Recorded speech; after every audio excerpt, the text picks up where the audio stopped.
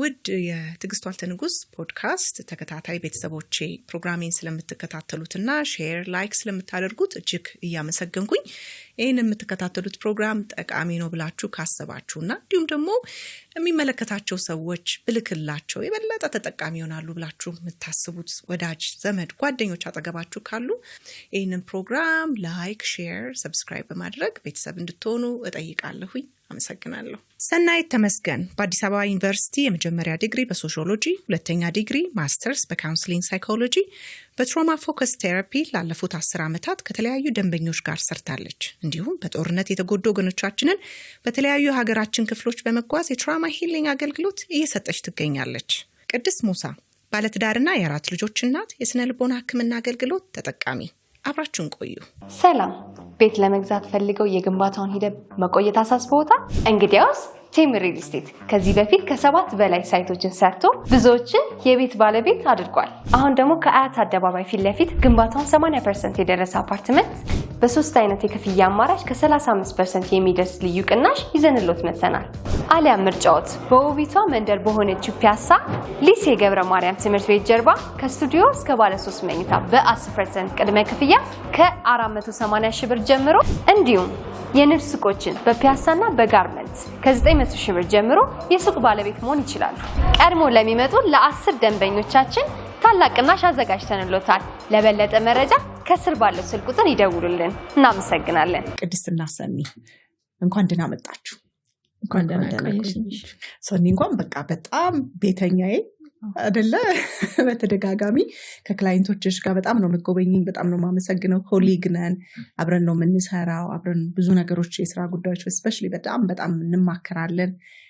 እንዲህ ደግሞ በማየት ዛሬ ደግሞ ከአንቺ ደንበኛ ጋር ከቅድስት ጋር በተለየ መልኩ በፖስት ፓርተም ዲፕሬሽን ወይንም ደግሞ ከወሊድ በኋላ የሚፈጠረው ብዙ ሰዎችን የሚያሰቃየው የማይታየው የስሜቱ መዛባት ጉዳይ ላይ ስለምናወራ ስለተገኘሽ አመሰግናለሁ። ቅድስቴን በጣም አመሰግናለሁ። ከአንቺ ጋር እንተዋወቃለን።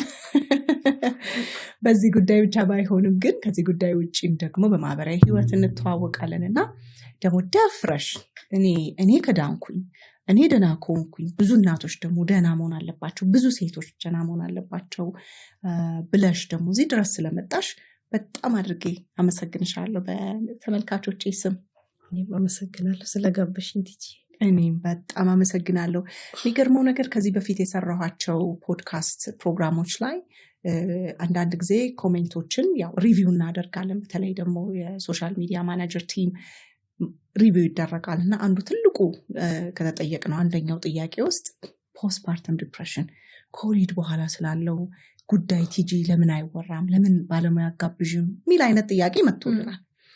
ዛሬ ደግሞ ባለሙያ ከመጋበዝ ውጪ ደግሞ በደንብ በቃ ማሳያ ሾኬዝ ይዘን የመጣነው ሰዎች ደህና መሆን ይችላሉ፣ ሰዎች በዚህ ማዕበል ውስጥ ማለፍ ይችላሉ የሚለው እንግዲህ በማሳያ ይኸው ቴራፒስቷም እዚህ ጋር አለች፣ ክላይንቷም እዚህ ጋር አለች፣ አብረው የሰሩት ሁለቱም ተገኝተዋል። ለብዙ ሰው ይሄ ኢንተርቪው ተስፋ ይሰጣል ብዬ አስባለሁ። እግዚአብሔር አክብርልኝ ሁለታችሁም ስለመጣችሁልኝ። አመሰግናለሁ። ሰው ከቅድስት ልጀምር። ሰኔ እመጣለሁ ወደ አንቺ። አሁን እንግዲህ ቅድስት ወደ ክላይንት ሆነሽ የመጣሽበት ዋናው ጉዳይ አለ። ከልጅ መውለድ ጋር በተገናኘ የተፈጠረው ድባቴ ነው። ወደሱ በደንብ አድርገን እንመጣለን። እንግዲህ ወደሱ ከመምጣታችን በፊት ግን ህይወትም ውጣ ውረዶች አሉ፣ ከፍታዎች አሉ። በተለይ አግብተሽ ከባለቤትሽ ጋር የመጀመሪያው ህይወቶች ከባድ ናቸው። ሁላችንም ስትራግል እናደርጋለን የመጀመሪያው አመታቶች ትዳር ላይም። ከዛ በፊትንም እንግዲህ ስትራግሎች ጉዳዮች ምናምን ሊኖሩ ይችላሉ፣ ትንሽ ትግሎች ሊኖሩ ይችላሉ። ከሱ ጀምረን በጣም ብናወራ ደስ ይለኛል። የዛ እያለን ወደ ድባቴው ወይንም ወደ ፖስት ፓርተም ዲፕሬሽኑ እንመጣለን ማለት ነውና እዚህ ቅድስት ከአንቺ ጋር ልጀምር።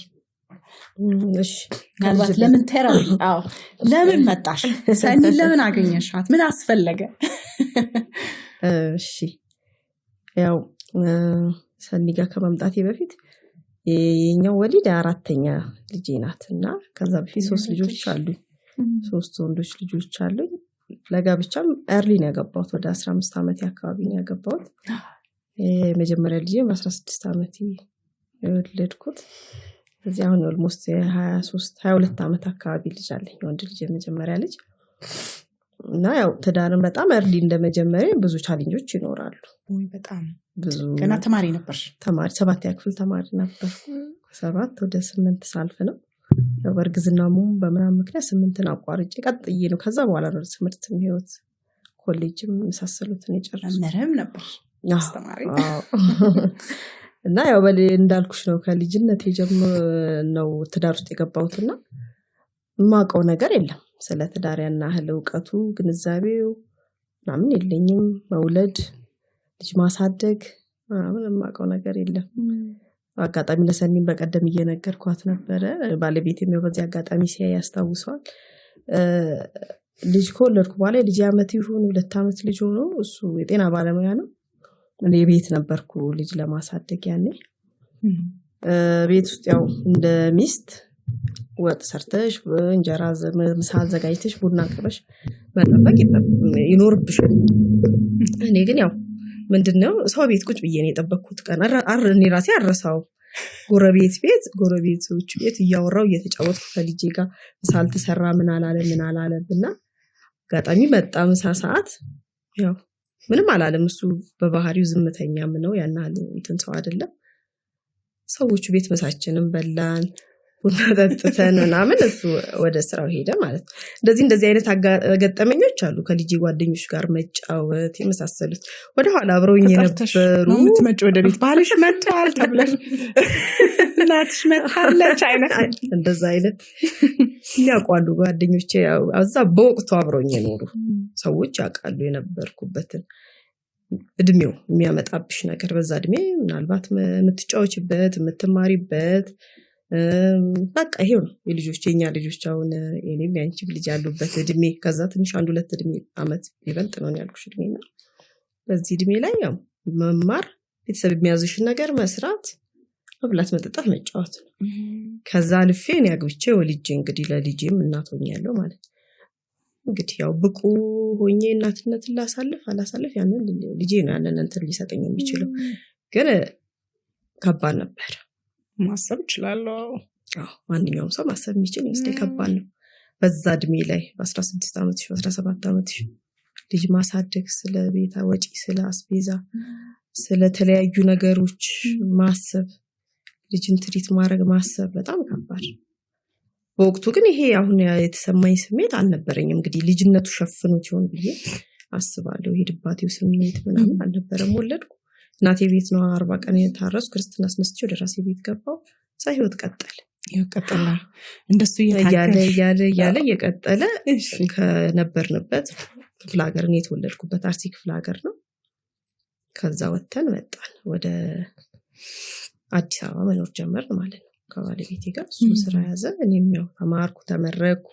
ረጅም ጊዜ ነው ይሄ እንግዲህ ከዛ መምህር ሆንኩኝ እያስተማርኩ ሁለተኛ ልጄን ወለድኩ ማለት ነው።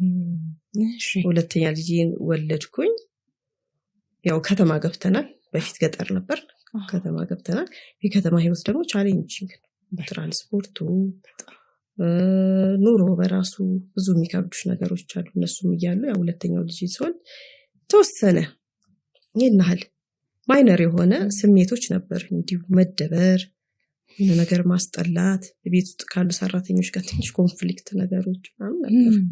አሁን ነው ማለት ነው። አሁን ነው ይሄን ወደ ኋላ ሳስብ ማለት በፊትም ሊኖር ይችላል አስቢ ሲሉ በቴራፒ ሳስናወራ ያወቅኩት እንጂ ከዛ 4 ወሩ ያው ወደ ስራ የተመለሱ እኔ የስራ ቦታ እንደ ቴራፒም ነው ብዬ አስባለሁ። በዚህ አጋጣሚ በጣም ደስተኛ ነበርኩኝ በመምህርነት ስራዬ። ለምን እምውለው ከህፃናት ጋር ነው ከልጆች ጋር ነው። ቲኔጆች ናቸው 12 13 14 ዓመት 7ኛ ክፍል 6ኛ ክፍል እንዲህ ነበር ማስተምረው። ከመምህርነት ባሻገር እንደ እናት ይቀርቡኛል። እናንተም እንደ ስነ ልቦና አማካሪ ይቀርቡኛል። ቤት ውስጥ ያላቸውን ኢሹ ያወሩኛል። ዛሬ እናቴና አባቴ ተጣሉ፣ አባቴ እንደዚህ ሆነ፣ እናቴ እንደዚህ ሆነች ምናምን የሆነ ይቀላቸዋል። የነሱን ነገር ሰማ ነበር። ብዙም ዕውቀቱ ኖሮኝ ሶልቭ ባላረግም በመስማቴ ሪሊፍ ያገኙ ነበርና ደስተኛ ነበርኩ።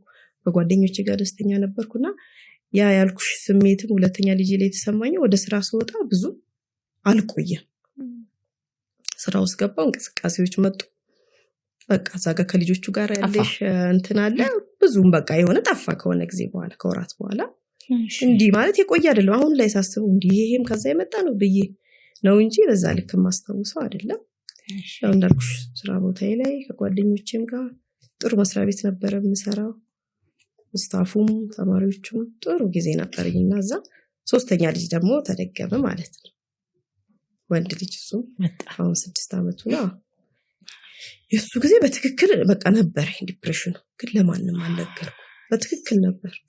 በጣም አለቅሳለሁ፣ ሰው ሳይኖር ምግብ አይበላልኝም፣ ይጨንቀኛል፣ እንቅልፍ የለኝም።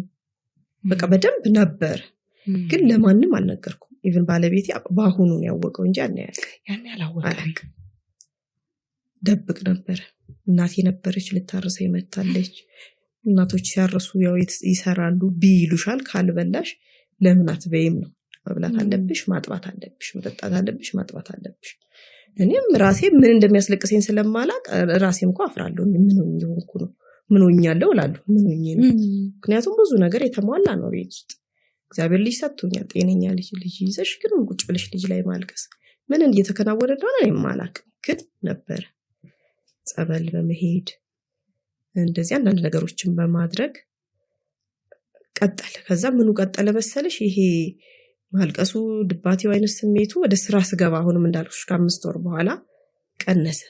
ምን ቀጠለ? እንቅልፍ ማጣቱ በቃ ቀጠለ። ኦልሞስት 5 አመት የኛው እስኮል እንቅልፍ የተስተካከለ እንቅልፍ አልነበረኝ።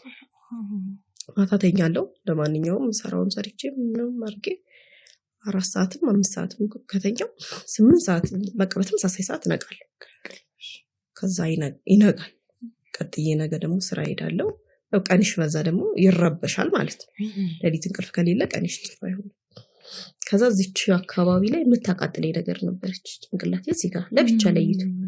ከዛ ሄድኩ ሐኪም ጋር ታየው፣ ምንም የማራይ መሳሪያ ውስጥ ገብቼ ታየው፣ የለም። ለኔ ይሰማኛል። አንዳንድ ቀን ደግሞ እንቅልፍ ውስጥ እንደዚህ ተኝቼ ምናምን ድንገት ወይ ሰው ከቀሰቀሰኝ ብቻ የሆነ ነገር ካረገ በጣም ሰውነቴ ይንቀጠቀጣል።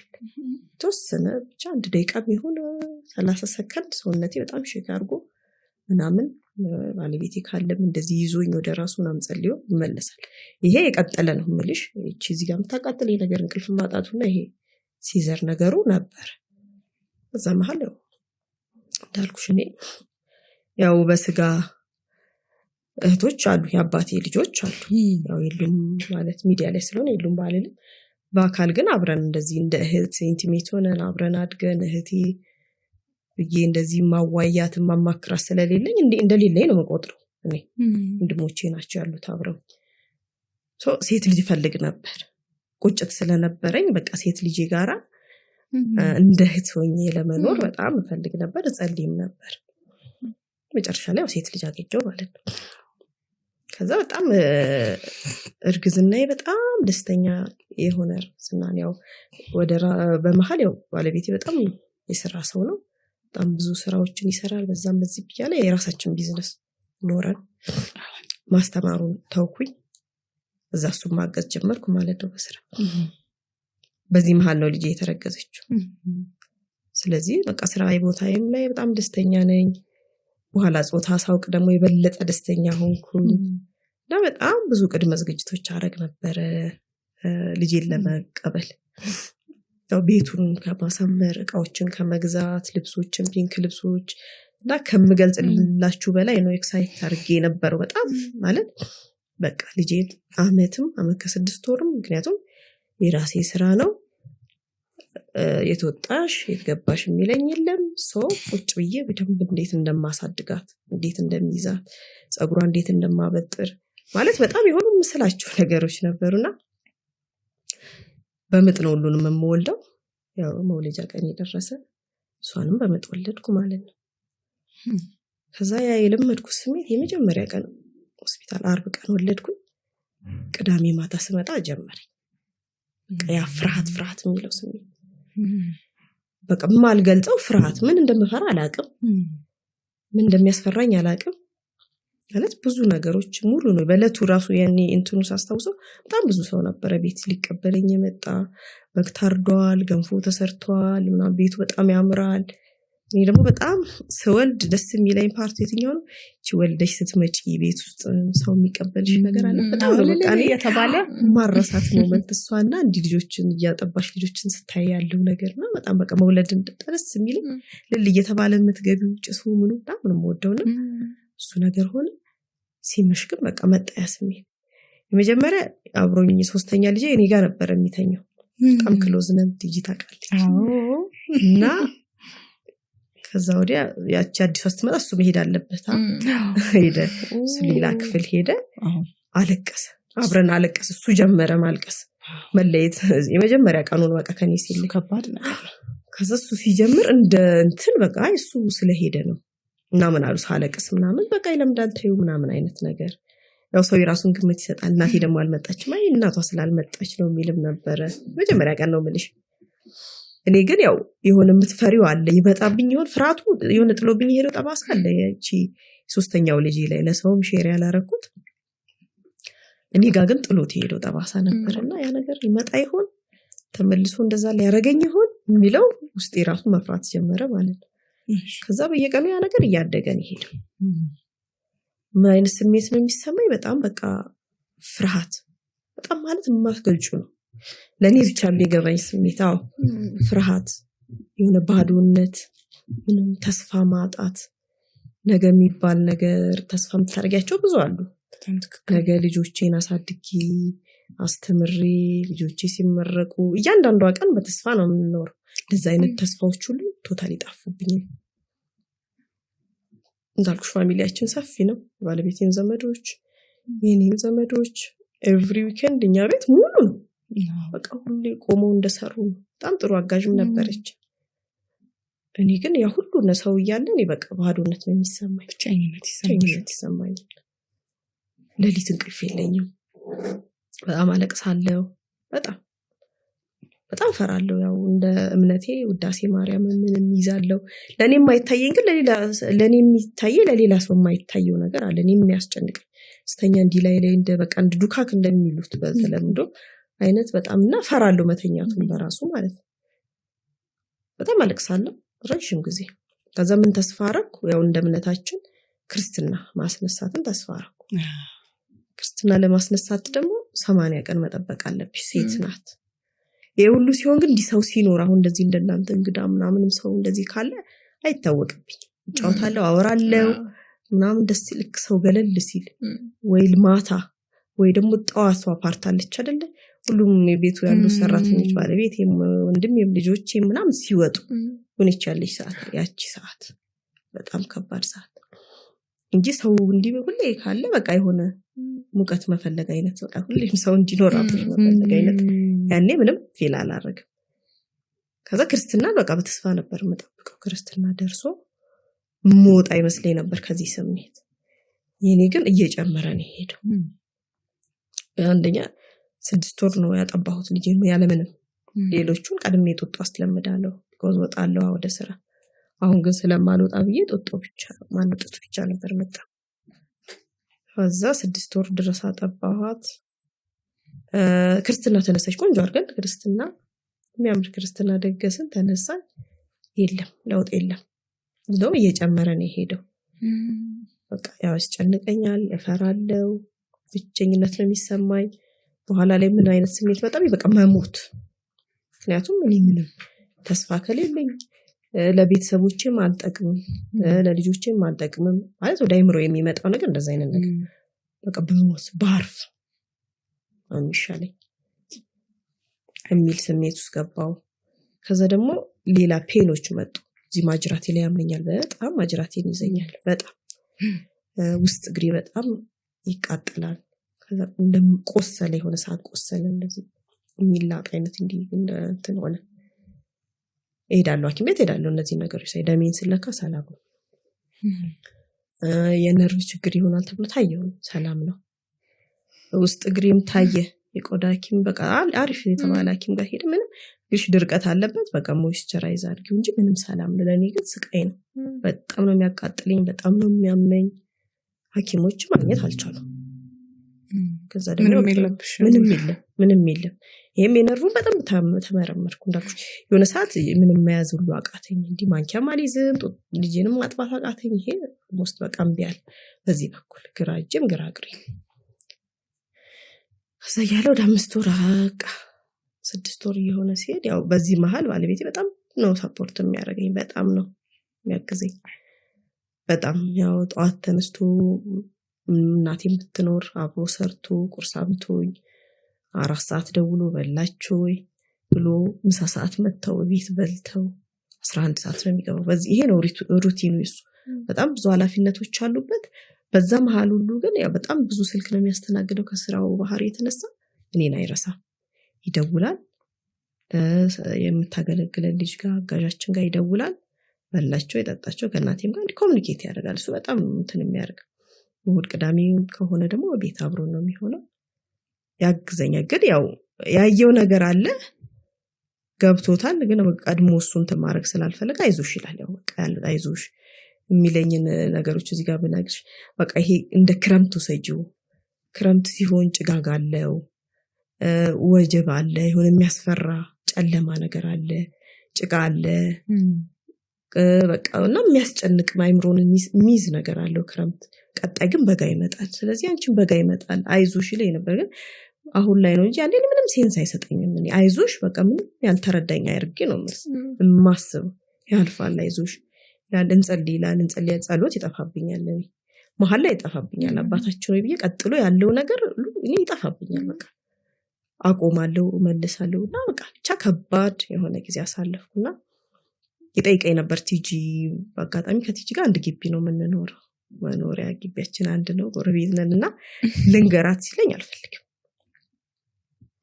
እና ማክራት ሲለኝ አልፈልግም። ማንም እንዲሰማ አልፈልግም።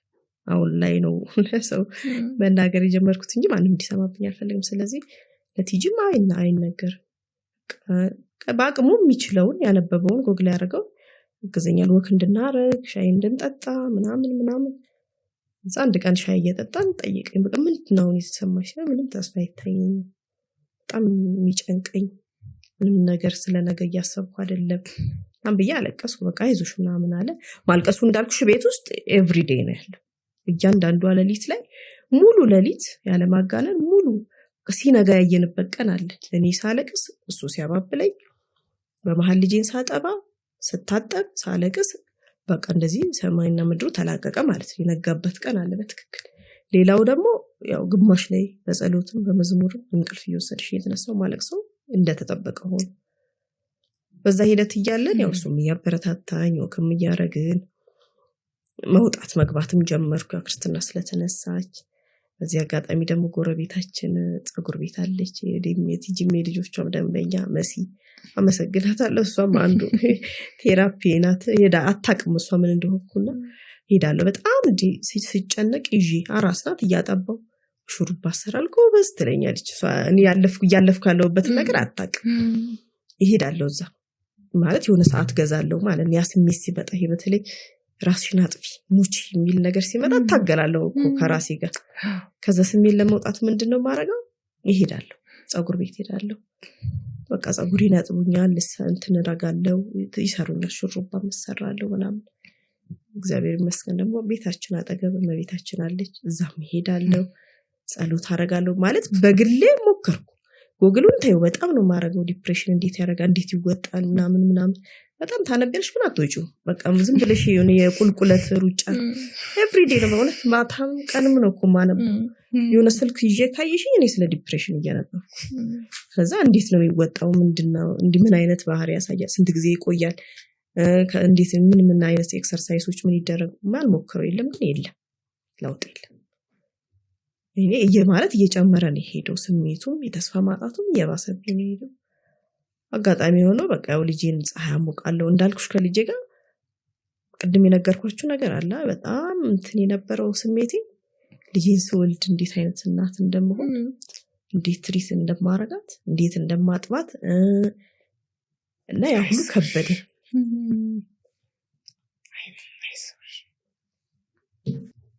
የሳልኩት ነገር ነበር ማለት እናትነት ለኔ አዲስ አይደለም። ወይ የመጀመሪያ ልጅ አይደለችም። ትላንት ምንም ሳላቅ 16 ዓመት እናቶኛ አሳድጋለሁ። ግን ይሄኛው ከበደኝ። ማጠብ አልቻልኩም። አብሬያት ሆኜ እያጠባኋት አላቅም። እያጠባሁ ይሁን ምን እያረኩ ይሁን አላቅም። አጠባታለሁ፣ ትጠባለች። ግን አሁን አንቺ ምግብ ስትበይ እየበላሽ እንደሆነ ታውቂያለሽ፣ ታጣጥሚዋለሽ። ልጅ ስናጠባ ፊል እናደርጋለን። ሲሄዱ እኮ ታውቂያለሽ መቼም ትጂ እንትኑ ወተቱ ሲወርድ ተው አላቅም። አጠባታለሁ፣ እያጠባሁ እንደሆነ አላቅም። አቅዳለሁ፣ በቃ ነገር ገላዋን አጥባታለሁ፣ ፀጉሯን አጥባታለሁ፣ እንደዚህ ያደርጋለሁ። የለም ምንድነው እኔ በቃ ከባድ ነው። አዎ ቁጭ ነው የምለው፣ አንድ ቦታ ላይ ቁጭ እላለሁ። በቃ ማልቀስ ነው። ያው ስራ ናቸው አብዛኛው ሰው። እናቴ ረጅም ጊዜ ነበረች ግን አታስተውለው። እሷ አታውቅም። ያው እንዳትጨነቅም ከማሰብ እኔ ምንድነው ስትለኝ ማይግሪን አለብኝ። መጋረጃዬን ሽፍን አደርጋለሁ። ጨለማ ነው ክፍሉ።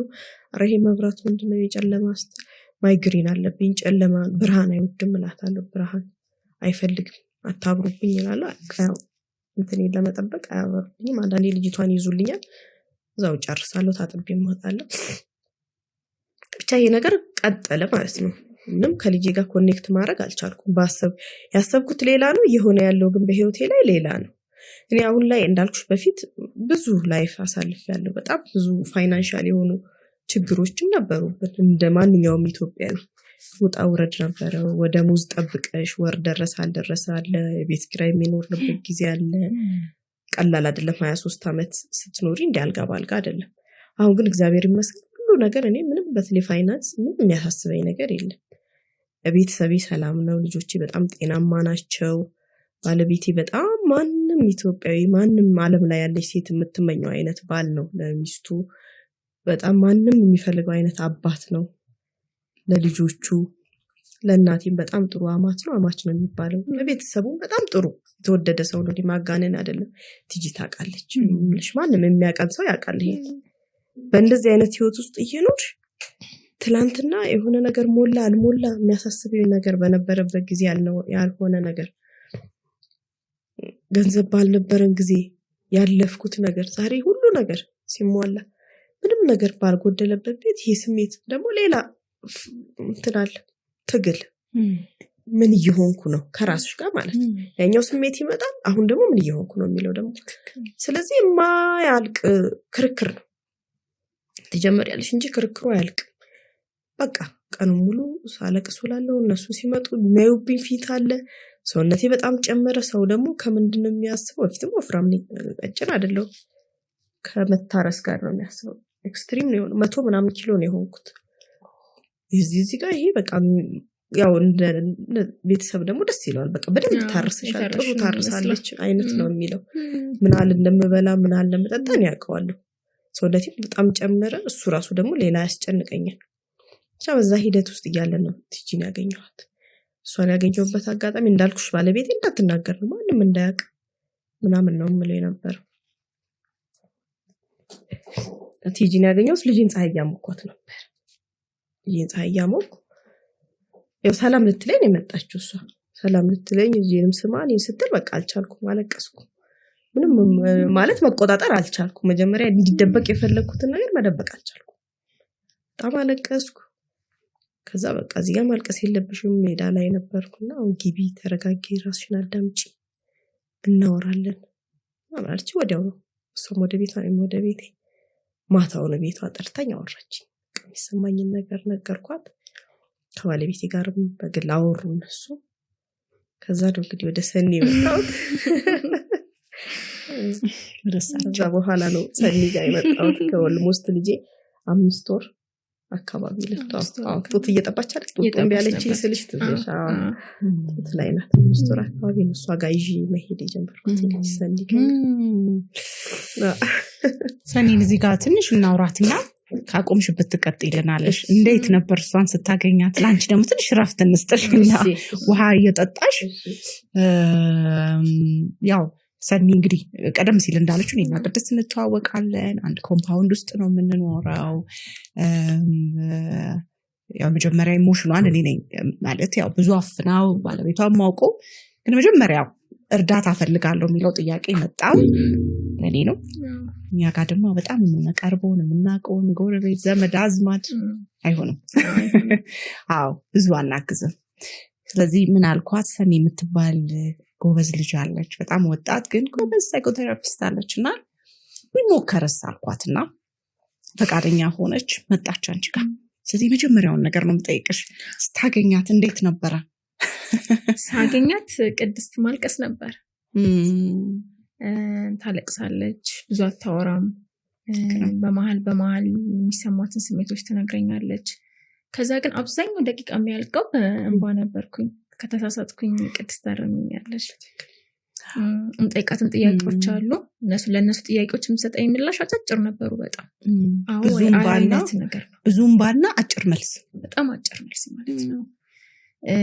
የመጀመሪያ ያደረግነው እንግዲህ ይሄ እንባ መቆም አለበት አይደል? መብላት አለባት መጠጣት አለባት ሰውነቷ ላይ ይሰሙኛል የምትላቸው ስሜቶች መቆም አለባቸው። ትክክል። ለልጇ የሚሰማት ስሜት መቆም አለበት። ጥሩ እናት ነኝ ወይ የበደለቻት መስሏት ይሰማት ነበረ። ኢቭን እሷን ደህና ሊያረጋት የሚችሉትን ነገሮች ስንወያይ ያስከፋቻት ያስቀረችባት ያጎደለችባት መስሎ ይሰማት ነበረ። ስለዚህ ይሄንን ነው በቃ አሁን ዛሬ መሄድ ማለፍ አለበት። መተኛት አለባት መብላት አለባት ከሰው ጋር እንዳለች መነጋገር አለባት። ቀኖቿ በተቻለ መጠን ጥሩ ሆነው እንዲያልቁ ምን እናድርግ ነበር። ከባዱ ግን እሱም ይሰለቻት ነበር አትፈልግም ነበረ እና ስለዚህ ሩቲኗን መቀየር ነው ወይንም ደግሞ የዕለት ተዕለት ተግባሯን እንቅስቃሴዎቿን ማስተካከል ነበር የመጀመሪያው። ከዛ እነዛ በጣም ማልቀሱ ከባድ የሆነው አልቆም የሚለውን ሀሳብ ለመቆጣጠር መሞከሩ ከሰው ጋር ለመቀላቀል መፍቀዱ። አሁን ቅድም እያነሳችሁ ነበረ መውጣት ብትፈልግም ከቤት መውጣት አትፈልግም ነበር። ከአቅም በላይ ሲሆን ነበር የምትወጣው። እዚህ እሱን እንዴት እናስጀምርና እሱን እንዴት እናስቀጥል ነበር የመጀመሪያው። ግን እሱም ይሰለቻት ነበረ። በቃ ማውቀውን ነው የምትነግረኝ አይነት አመጣጥ ነበር ስትመጣ ነገር የነበረው። እሱም ላይ ባለቤቷ ያግዛት ነበረ። እስቲ ዛሬ ሞክሪ ውስጥ የሚቀጥለው ሳምንት ሞክሪ እያለ ያግዛት ነበር። ግን ደግሞ እሱን ለማኔጅ ለማድረግ ከሞከርን በኋላ ለማየት ስንሞክር ወደ ውስጥ ስንገባ በጣም ብዙ ነገሮች አሉ። አሁን ቅድስት ጋር ስትመጣ ፖስትፓርተም ዲፕሬሽን ሲምፕተም ነበራት እንደ ባለሙያ ስታዩ ማለት ነው። ግን እሱ ብቻ አይደለም። አሁንም ሁሌ እንደምንለው ቢነካካ በጣም ብዙ የሚወጡ ነገሮች አሉ። እዛ ሁኔታ ላይ ሆነን እሱን ነካካ ነውና ወጣ ነው ማለት የበለጠ ሊብስ ይችላል። ስለዚህ እስቲ የዛሬን ደህና እናድርግና ከዛ ወደ ኋላ እንመለሳለን ነበር። ቻይልድ ኤክስፔሪየንሶች አለፉ የመጣሽበት መንገድ ካሰብሽው 15 ዓመት ማግባትም ቀላል ነገር አይደለም። ከተደል 15 የሰባተኛ ክፍል ልጅ ሆነሽ ምንድነው የሚያምርሽ? እሱ ራሱ ቀላል አይደለም። ከዛም በፊት የመጣችባቸው ያለፈችባቸው የህይወት ጀርኒዎች ቀላል አልነበሩ። እሱን ለመስራት እሱ ላይ ለመስራት መጀመሪያ ወደፊት መንደርደር አለብንና መረጋጋት ነበር። ግን ቀላል አልነበረም። ቅድስት ጋር ለመረጋጋት የምንሰራው ስራ እንደ በጣም ኢንቴንስ የሆነ የቴራፒ ስራ ምሰሪ ነበር የሚመስለው። ቢኮዝ መብላትም ትልቅ ኢሹ ነው። ቴራፒ ሴሽን ውስጥ ዲስከስ የምናደርግበት መተኛትም ትልቅ ኢሹ ነው። እሱን አድሬስ ማድረግ መቻል አለብን። እሱን ያደረግነው ግን ከፖስትፓርተም ዲፕሬሽን ጋር ተያይዞ 3 ነገሮችን እናንሳ ብዬ አምናለሁ። ለምሳሌ ከወሊድ ጋር ተከትሎ የሚመጣ ድባቴ ስናነሳ 3 አይነት ዲፕሬሽኖች አሉ። የመጀመሪያ ፖስትፓርተም ብሉዝ የሚባለው አለ። ማለት ከሁለት ሴት አንድ ሴት ሊያጋጥማል። በቃ የወለደች እናት ሊያጋጥማት የትኛውም እናት ሊያጋጥማት የሚችለው ድባቴ መጠን ነው። የድባቴ አይነት ነው። ብዙ ጊዜ ከ2 ሳምንት እስከ 3 ሳምንት ይጠፋል ተብሎ ነው የሚታሰበውና ለማታውቂው ነገር ኤክስፖዝድ ስትሆኚ ወይ ስትጋለጪ ደስ የማይል ስሜት አለው አይደል? ለመውለድ አዲስ ከሆንሽ መውለድ አዲስ ነው። ልጅ ማቀፍ አዲስ ነው። ጥሩ እናት ሆናለሁ ወይ አልሆንም ወይ እችላለሁ ወይ አልችልም ወይ ሰውነትሽ ላይ የሚመጡት ለውጦች እነሱ ሁሉ ፈጥረውት የሚያልፉት ጫና አለ። እንደው መስሪያ ቤት እንኳን ስትቀይሪ ይደብራል። ስቱዲዮ ስትቀይሪ ራሱ የሆነ ያንገጫግጫል። እሱኛው የዲፕሬሽን አይነት ወይ ድባቴ አይነት ከሁለት ሰው አንድ ሰው ወይ ደግሞ ከሁለት እናት አንድ እናት ጋር ያጋጥማል። መጠኑ ምን ያህል ነው? መጠኑ በጣም ማልቀስ ሊኖር ይችላል፣ መከፋት ሊኖር ይችላል፣ ደስተኛ ለመሆን ሊሆን ይችላል፣ መነጫነጭ ሊኖር ይችላል። ግን አይቆይም። አብሮ ያልፋል። በቃ ከለውጡ ጋር ለውጡን አጀስት ስታረጊ ራስሽን ከለውጡ ጋር ራስሽን ስታለማምጪ ይጠፋል። አይ ቲንክ እኔም ልጆቼን ስወልድ ይሄ ስሜት አሁን ያልሽው ስሜት ተሰምቶኛል። ቅድስትም ስናወራ ወደ ቴራፒ እንድትመጣ ነግሬያታለሁ። ልዩነቱ በጣም የኔ አጭር ነው ብዬሻለሁ ካስታወሽ ማለት ነው። አጋጣሚ አጭር ጊዜ ነው ያልሹና ሜን ፕሮግራምም ለሚመለከቱት ተመልካቾች ይህ ስሜት እኔም ተሰምቶኝ ነበረ። እሱ እንዲያውም ማለት እኔ በኖርማል ቃል እንግለጸውና ሰው መሆን መገለጫ በቃ ከኖርን እንዴ አይራበኝ ማለት አትችይም ማለት እየኖርሽ እንዴት ይርበኛል ብለሽ እንደማትናደጂው ከወለድሽ በህይወት ከቆየሽ ለእንደዚህ አይነት ስሜቶች በህይወታችን at some point ሁላችንም እንጋለጣለን። ሶ እንዲያውም እኔ የመኖራችን ማሳያ ነው እላለሁ። እነዚህ ስሜቶች ኤክስፒሪየንስ ማድረግ መቻላችን እየኖርን ነው ማለት ነው። ሁለተኛው ግን ፖስትፓርተም ዲፕሬሽን እንለዋለን which is አሁን እየነገረችን ያለችው ቅድስት ማለት ነው። ጠንከር ያለው ተስፋ መቁረጡ፣ መኖር አለመፈለጉ፣ ልጅን የመበደል አይነት ስሜቱ፣ እንቅልፍ አለመተኛቱ፣ የማያቋርጥ እንባ፣ ከዛ የማይቆሙ ሀሳቦች፣ ማቆም ፈልገሽ ጭቅጭቅ የሚያደርግ አይነት ሀሳብ ማለት ነው። ሁለተኛው ከባድ የሚባለው የድባቴ አይነት ነው፣ ወሊድን ተከትሎ የሚመጣው ማለት ነው። ሶስተኛው ፖስትፓርተም ሳይኮሲስ እንለዋለን።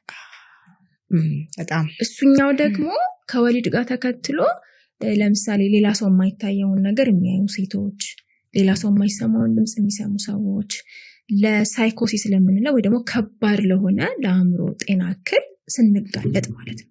ግን ፖስትፓርተም ዲፕሬሽን ብዙ ጊዜ ብቻውን አይመጣም። እኔ አድማጮቻችንም እንዲሰሙንም ተመልካቾቻችን እንዲሰሙን የምንፈልገው ነገር ፖስትፓርተም ዲፕሬሽን ስንወልድ አይደለም። ከዛ በፊት በህይወታችን ውስጥ ሳንሰራባቸው፣ ዲል ሳናረጋቸው፣ ፊክስ ሳናረጋቸው ተሸክመናቸው እንኖርና ልክ መወሊድ ጋር ሲደረስ፣ ትዳር ጋር ሲደረስ አብሮ መሸከም ያቀትሻል። ልክ ነው። በቃ ከባድ ይሆናል። ጓደኛ አለው ብቻውን አይደለም። በዚህ ብንገልጸው ራገናለስ እንዲያው ጓደኛ አለው። ፖስትፓርተም ድህረ ወሊድ ማለት ነው። ድህረ ወሊድ ድባቴ ጓደኛውን ይዞ ነው የሚመጣው። ጓደኞቹን ሰብስቦ ነው የሚመጣው። ትዳር ላይም ባይ ዘ ዌይ ብዙ ጊዜ አሁን ብዙ ፖስትፓርተም ኬዞች አጋጥመው ያውቃሉ። አሁን ቅድስት ስትነግረን ትዳሯ ውስጥ ጥሩ ነው፣ ባለቤቷ ሰፖርት ያረጋታል፣ ያግዛታል፣ ጉግል ያደርጋል፣ ቀኗን ቼክ ያደርጋል፣ ቤት ይገኛል። እንዲህ ደግሞ የማይሆንበት ትዳር አለ። ከባድ የሚያደርገው ምንድነው? አንዳንድ ጊዜ በተለይ እናቶች የወለዱ እናቶች ይዘውት ይመጡና ቻይልድ ዲሾቸውን ትዳራቸው ላይ ፕሮጀክት ያደርጉታል ወይ ደግሞ ያወጡታል። ያለፈ ታሪክ ከዛ አብሮ ያለ የትዳር አጋር ደግሞ መሸከም የሚያቅተው ጊዜ አለ። ስለዚህ የተፈጠረው ጉዳይ ከወሊድ ጋር ብቻ አይደለም፣ ያለፈ ኢሹ አለ። ስለዚህ የትዳር መንገጫገጭ ካለ የትዳር አጋር ፕሮፐርሊ መረዳት ነገር ላይኖር ይችላል፣ ወይ ደግሞ የማገዝ ነገር የትዳር አጋሩን የማገዝ ነገር ላይኖር ይችላል። እሱ ከምን ጋር ነው የሚመጣው? ሁላችንም በጣም እንግዲህ ተመልካቾቻችን እንዲሰሙ ፈልገው ነገር ሪስፖንሲብል ነን ለራሳችን ወንድ ላሳለፍነው በህይወታችን ውስጥ በጣም ለሚፈጠሩ መንገጫገጮች የመጀመሪያውን ኃላፊነት መውሰድ ያለብን እኛው ራሳችን ነን። ለምሳሌ ላስቀምጠው ትጁ ይሄንን ለምሳሌ ያገባሽው 28 ዓመትሽ ላይ ነው ብዬ ላስብ፣ ወይ 30 ዓመትሽ ላይ ነው ያገባሽው። ምናልባት በጓደኝነት ከትዳር አጋርሽ ጋር 2 ዓመት ቆይተሽ ሊሆን ይችላል፣ 1 ዓመት ቆይተሽ ሊሆን ይችላል። which is ባለቤትሽ የሚያቀሽ 29 ዓመትሽ ላይ ወይ 28 ዓመትሽ ላይ ካገባሽ በኋላ ከ3 ከ4 ዓመት በኋላ ወለድሽ፣ 33 ዓመትሽ ላይ ወለድሽ እንበል። ልክ 33 ዓመቱ ላይ ተገልብጦ የሚመጣው ሹ ያቺ 1 ዓመቷ ላይ የተፈጠረችው አይደለች፣ ወይ ደግሞ ከእርግዝናው ጋር ተያይዞ ብቻ አይደለም። የኖርሽበትን ዓመት በሙሉ ችለሽ የኖርሻቸው ነገሮች ነው ተገልብጠው የሚወጡ። በተለይ ክሪቲካል የምንለው ወሳኝ እድሜዎች አሉ። ቻይልድ ትራማ ከልጅነታችን ጋር ተያይዞ የሚመጣ ማለት ነው። ከዚህ ባል የሚያውቀው ያለፈውን 3 ዓመት 4 ዓመት ነው። የትዳር አጋር ደግሞ እያወጣች እዛች ጋር እያስቀመጠች ያለችው ተገልብጦ የመጣው ከልጅነት ጀምሮ የተፈጠረው ነው። ትክክል። በዚህ መሀል አለመግባባት፣ ግጭት ሊፈጠር ይችላል። ከዛ ደግሞ ትዳሩ በራሱ ስቴብል ላይሆን ይችላል። ስለዚህ እንዴት እንደሚያባብሰው አስቢው፣ ማሰብ ይችላል። ስለዚህ ተይዞ የተመጣ ሂል ያልተደረገ ፔን አለ፣ ከዛ ፖስትፓርተም ዲፕሬሽኑ አለ፣ ከዛ ከትዳር ጋር ተይዞ የሚመጣ ጉዳይ አለ። በቃ በጣም ከባድ ነው የሚሆነው። ማሰብ በጣም እችላለሁ። እንዲያውም ቅድስት እድለኛ ናት እንጂ ባለቤቷ አገዛት እንጂ ግን ብዙ ሰዎች ኮምፕሌን ያደርጋሉ። በጣም ብዙ ሰዎች ድሮ የምትፈዥው፣ ድሮ የሚያፈዝሽ፣ ድሮ የሚያነጫንጭሽ፣ ድሮ የሚያስለቅስሽ ምንድነው እንደዚህ በቃ እስክታገባኝ ድረስ ነው ካገባችኝ በኋላ ባህሪዋ ተቀየረ ልጅ ከወለደች በኋላ ባህሪዋ ተቀየረ ይባላል ስለዚህ እኛንን የምናውቀው ያለፍንበትን ካወቅነው ነው እሱ ባይዘው የማናውቀው አይምሮአችን ደህና እንድንሆን ብሎ የሚደብቅልንም ነገር ይኖራል ስለዚህ የትዳር አጋራችንን ከማግኘታችን በፊት የኖርነው ኑሮ ህይወት እንዴት ነው በህይወታችን ምን አሳልፈናል ምን አጋጥሞናል ምን ሆኖብናል ለዚህ ኃላፊነት መውሰድ አለብን እንምለው ለዛ ነው የትዳር አጋር ማገዝ እንዳለበት ሆኖ ውስጥ የሚመላለሰውን ግን የምናውቀው እኛ ነን ቀደም ደም ጥሩ በሆነ መንገድ ገልጿለች ያጣባው እንኳን ሲያልፎተቱ አይሰማኝም ነበር ልክ የምግብ ቴስት ስትበይ እንደማይሰማሽ በጣም ከባድ ስሜት በጣም እሷ ናት ግን ያጣባቻለች በጣም ደግሞ እናቶኛ ጦቼ ስላለፍኩ ማለት ነው መጨረሻው ማለት አንደኛው በጣም ደስ የሚለው ስሜት ማጥባት ነው እሰጥ because oxytocin ያኔ ሪሊዝ ማለት ሳይንስ ያረጋል ደስ ይልሻል እና ሃፒ ሆርሞን እና ብዙ ጊዜ እንደውም እናቶች ረጅም ጊዜ የምናጠባው የሚባለው ያው ልጁ ጥሩ እንዲሆንልን ነው እሱ ብቻ አይደለም ይላሉ አንዳንድ ሰዎች እንደውም ሲቀልዱ ያንን የደስታ ምንጩን የሚሰማን ስሜት አዲክትድ ስለምንሆን ነው እሱ ሲይዘንና በደንብ ብዙ ጊዜ እናጠባለን ይባላል ያ ለመሰማት በጣም ከባድ ነው በጣም ከባድ ስሜት በጣም ስለ አጥብቼ ስላየሁ በጣም ከባድ ነውና እንዴት ነው ጉንፋን ይዞሽ እንኳን ምግብ እየበላሽ ቴስት ካላረግሽው የመጥገብ ስሜት አይሰማሽም እንኳን አይደል ቢቢ አይልሽ ደስ አይል ከዛ ልጅ ወልደሽ አቀፈሽ ደግሞ ያንን ስሜት ኤክስፒሪየንስ ማድረግ አለመቻል በጣም ፔንፉል እዚህ ያቺ ቅድም ያልኳት ፖስትፓርተም ብሉስ የምትባለዋ በቃ ታጋጥማለች ታልፋለች ትዳርም አያበላሽም እኛንም አንገጫግጨንም እንደሰው እናልፈዋለን ያቺ ፖስትፓርተም ዲፕሬሽኗና ፖስትፓርተም ሳይኮሲስ ያልኩት ግን በጣም ህይወትንም ትዳርንም በጣም ተጽዕኖ ውስጥ የመክተት አቅም አለው ማለት ነው ስለዚህ ፖስትፓርተም ዲፕሬሽን መጣ እሱን ትሪት ማድረግ አለብን ግን ከዛ በፊት እንዴት ነበረ ከዛ በፊት ምን በጣም ከባድ ነገር ሆኖ ግን ተሸክመን ማለፍ ያቃቱን ምን ነገሮች ነበሩ እሱን ካላየን አብሮን የዛሬ 3 እና 4 5 አመት ህይወታችን ውስጥ የገባ ሰው ያንን ሊረዳ አይችልም ቆም ብለን በተለይ ስሜቱን ኤክስፒሪየንስ የሚያደርጉ ሴቶች እናቶች ማየት አለባቸው ብዬ ማስበው እሱ ነው ካገባን 5 አመት ነው ካገባን 10 አመት ነው እድሜያችን 40 አመት ነው እዛሽ 40 አመቱ እንዴት አለፈ ያ ሰው የሚያውቀው 5 አመቱን ነው እሱም የሚያውቀውን ያህል ብቻ ነው በነገራችን ላይ ቆም ብለን ግን የመጣንበትን ማየት ብንችል አንደኛ ሂሊንግ ጀርኒውንም ያቀለዋል እውነት ለመናገር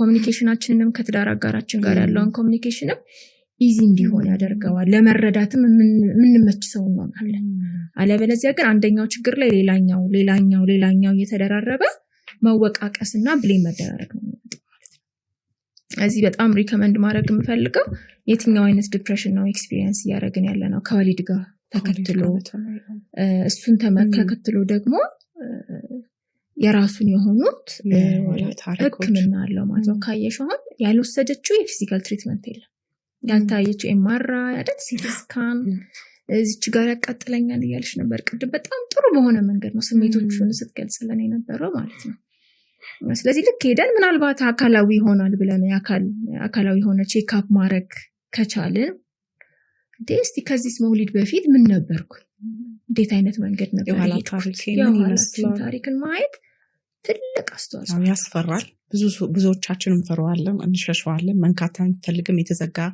ፋይል ይመስለናል ግን ጥሩ ሐሳብ አንስተሻል ምናገባው አንድን ሰው ስናገባ ምናገባው ሰውየውን ብቻ ሳይሆን ልጅነቱን ምንም ጥያቄ ልጅነቱን ነው ምናገባው ስለዚህ እንዳልሽው 2 አመት የትዳር ቆይታ 5 አመት የትዳር ቆይታ አይደለም የሆነ ህፃን ልጅ ተከትሎ ይመጣል አንድ ቦታ እኔ ሜንሽን እያረኩት ነበር አለች የሆነች ትንሿ ትግስት አለች ቀሚሴን ይዛ የምትከተል ከኋላ እዚህ ጋር ሞኛል እዚህ ጋር ፈልግሻለሁ የምትለኛለች ትንሽ ልጆች ተከትለውን ከስር ያው ትንሿም ሰኒ ትኖራለች ትንሿም ቅድስት ትኖራለች ከኋላ ተከትላን የምትመጣው ያስባል እዚህ ጋር ኮምፕሌን አድርገው ብሻቁ ቲጂ እንዲያውም በቃ እኮ ላግዛት እየሞከርኩ ነው ልረዳት እየሞከርኩ ነው ግን የምትለው ነገር አይገባኝም የምታወራው ከዛ ያ ስሜት እንደም ትዳሩን ያንገጫግጫል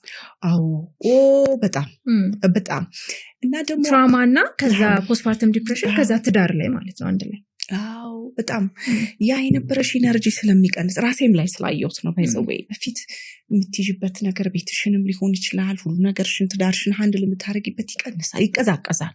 እና የትዳር አጋርሽ ሊጠይቅ ይችላል እንዴ ምንድነው የተፋዘሽው? ምንድነው የቀዘቀሽው? እንዴ ቤቱን አታዩም ልትባይ ትችያለሽ። እንኳን ቤት መጥረግ ቅድስትም ትነግረናለች፣ መታጠብ ራሱ ሊያስጠላሽ ይችላል፣ መብላት ሁሉ መተኛት ሊያስጠላሽ ይችላል።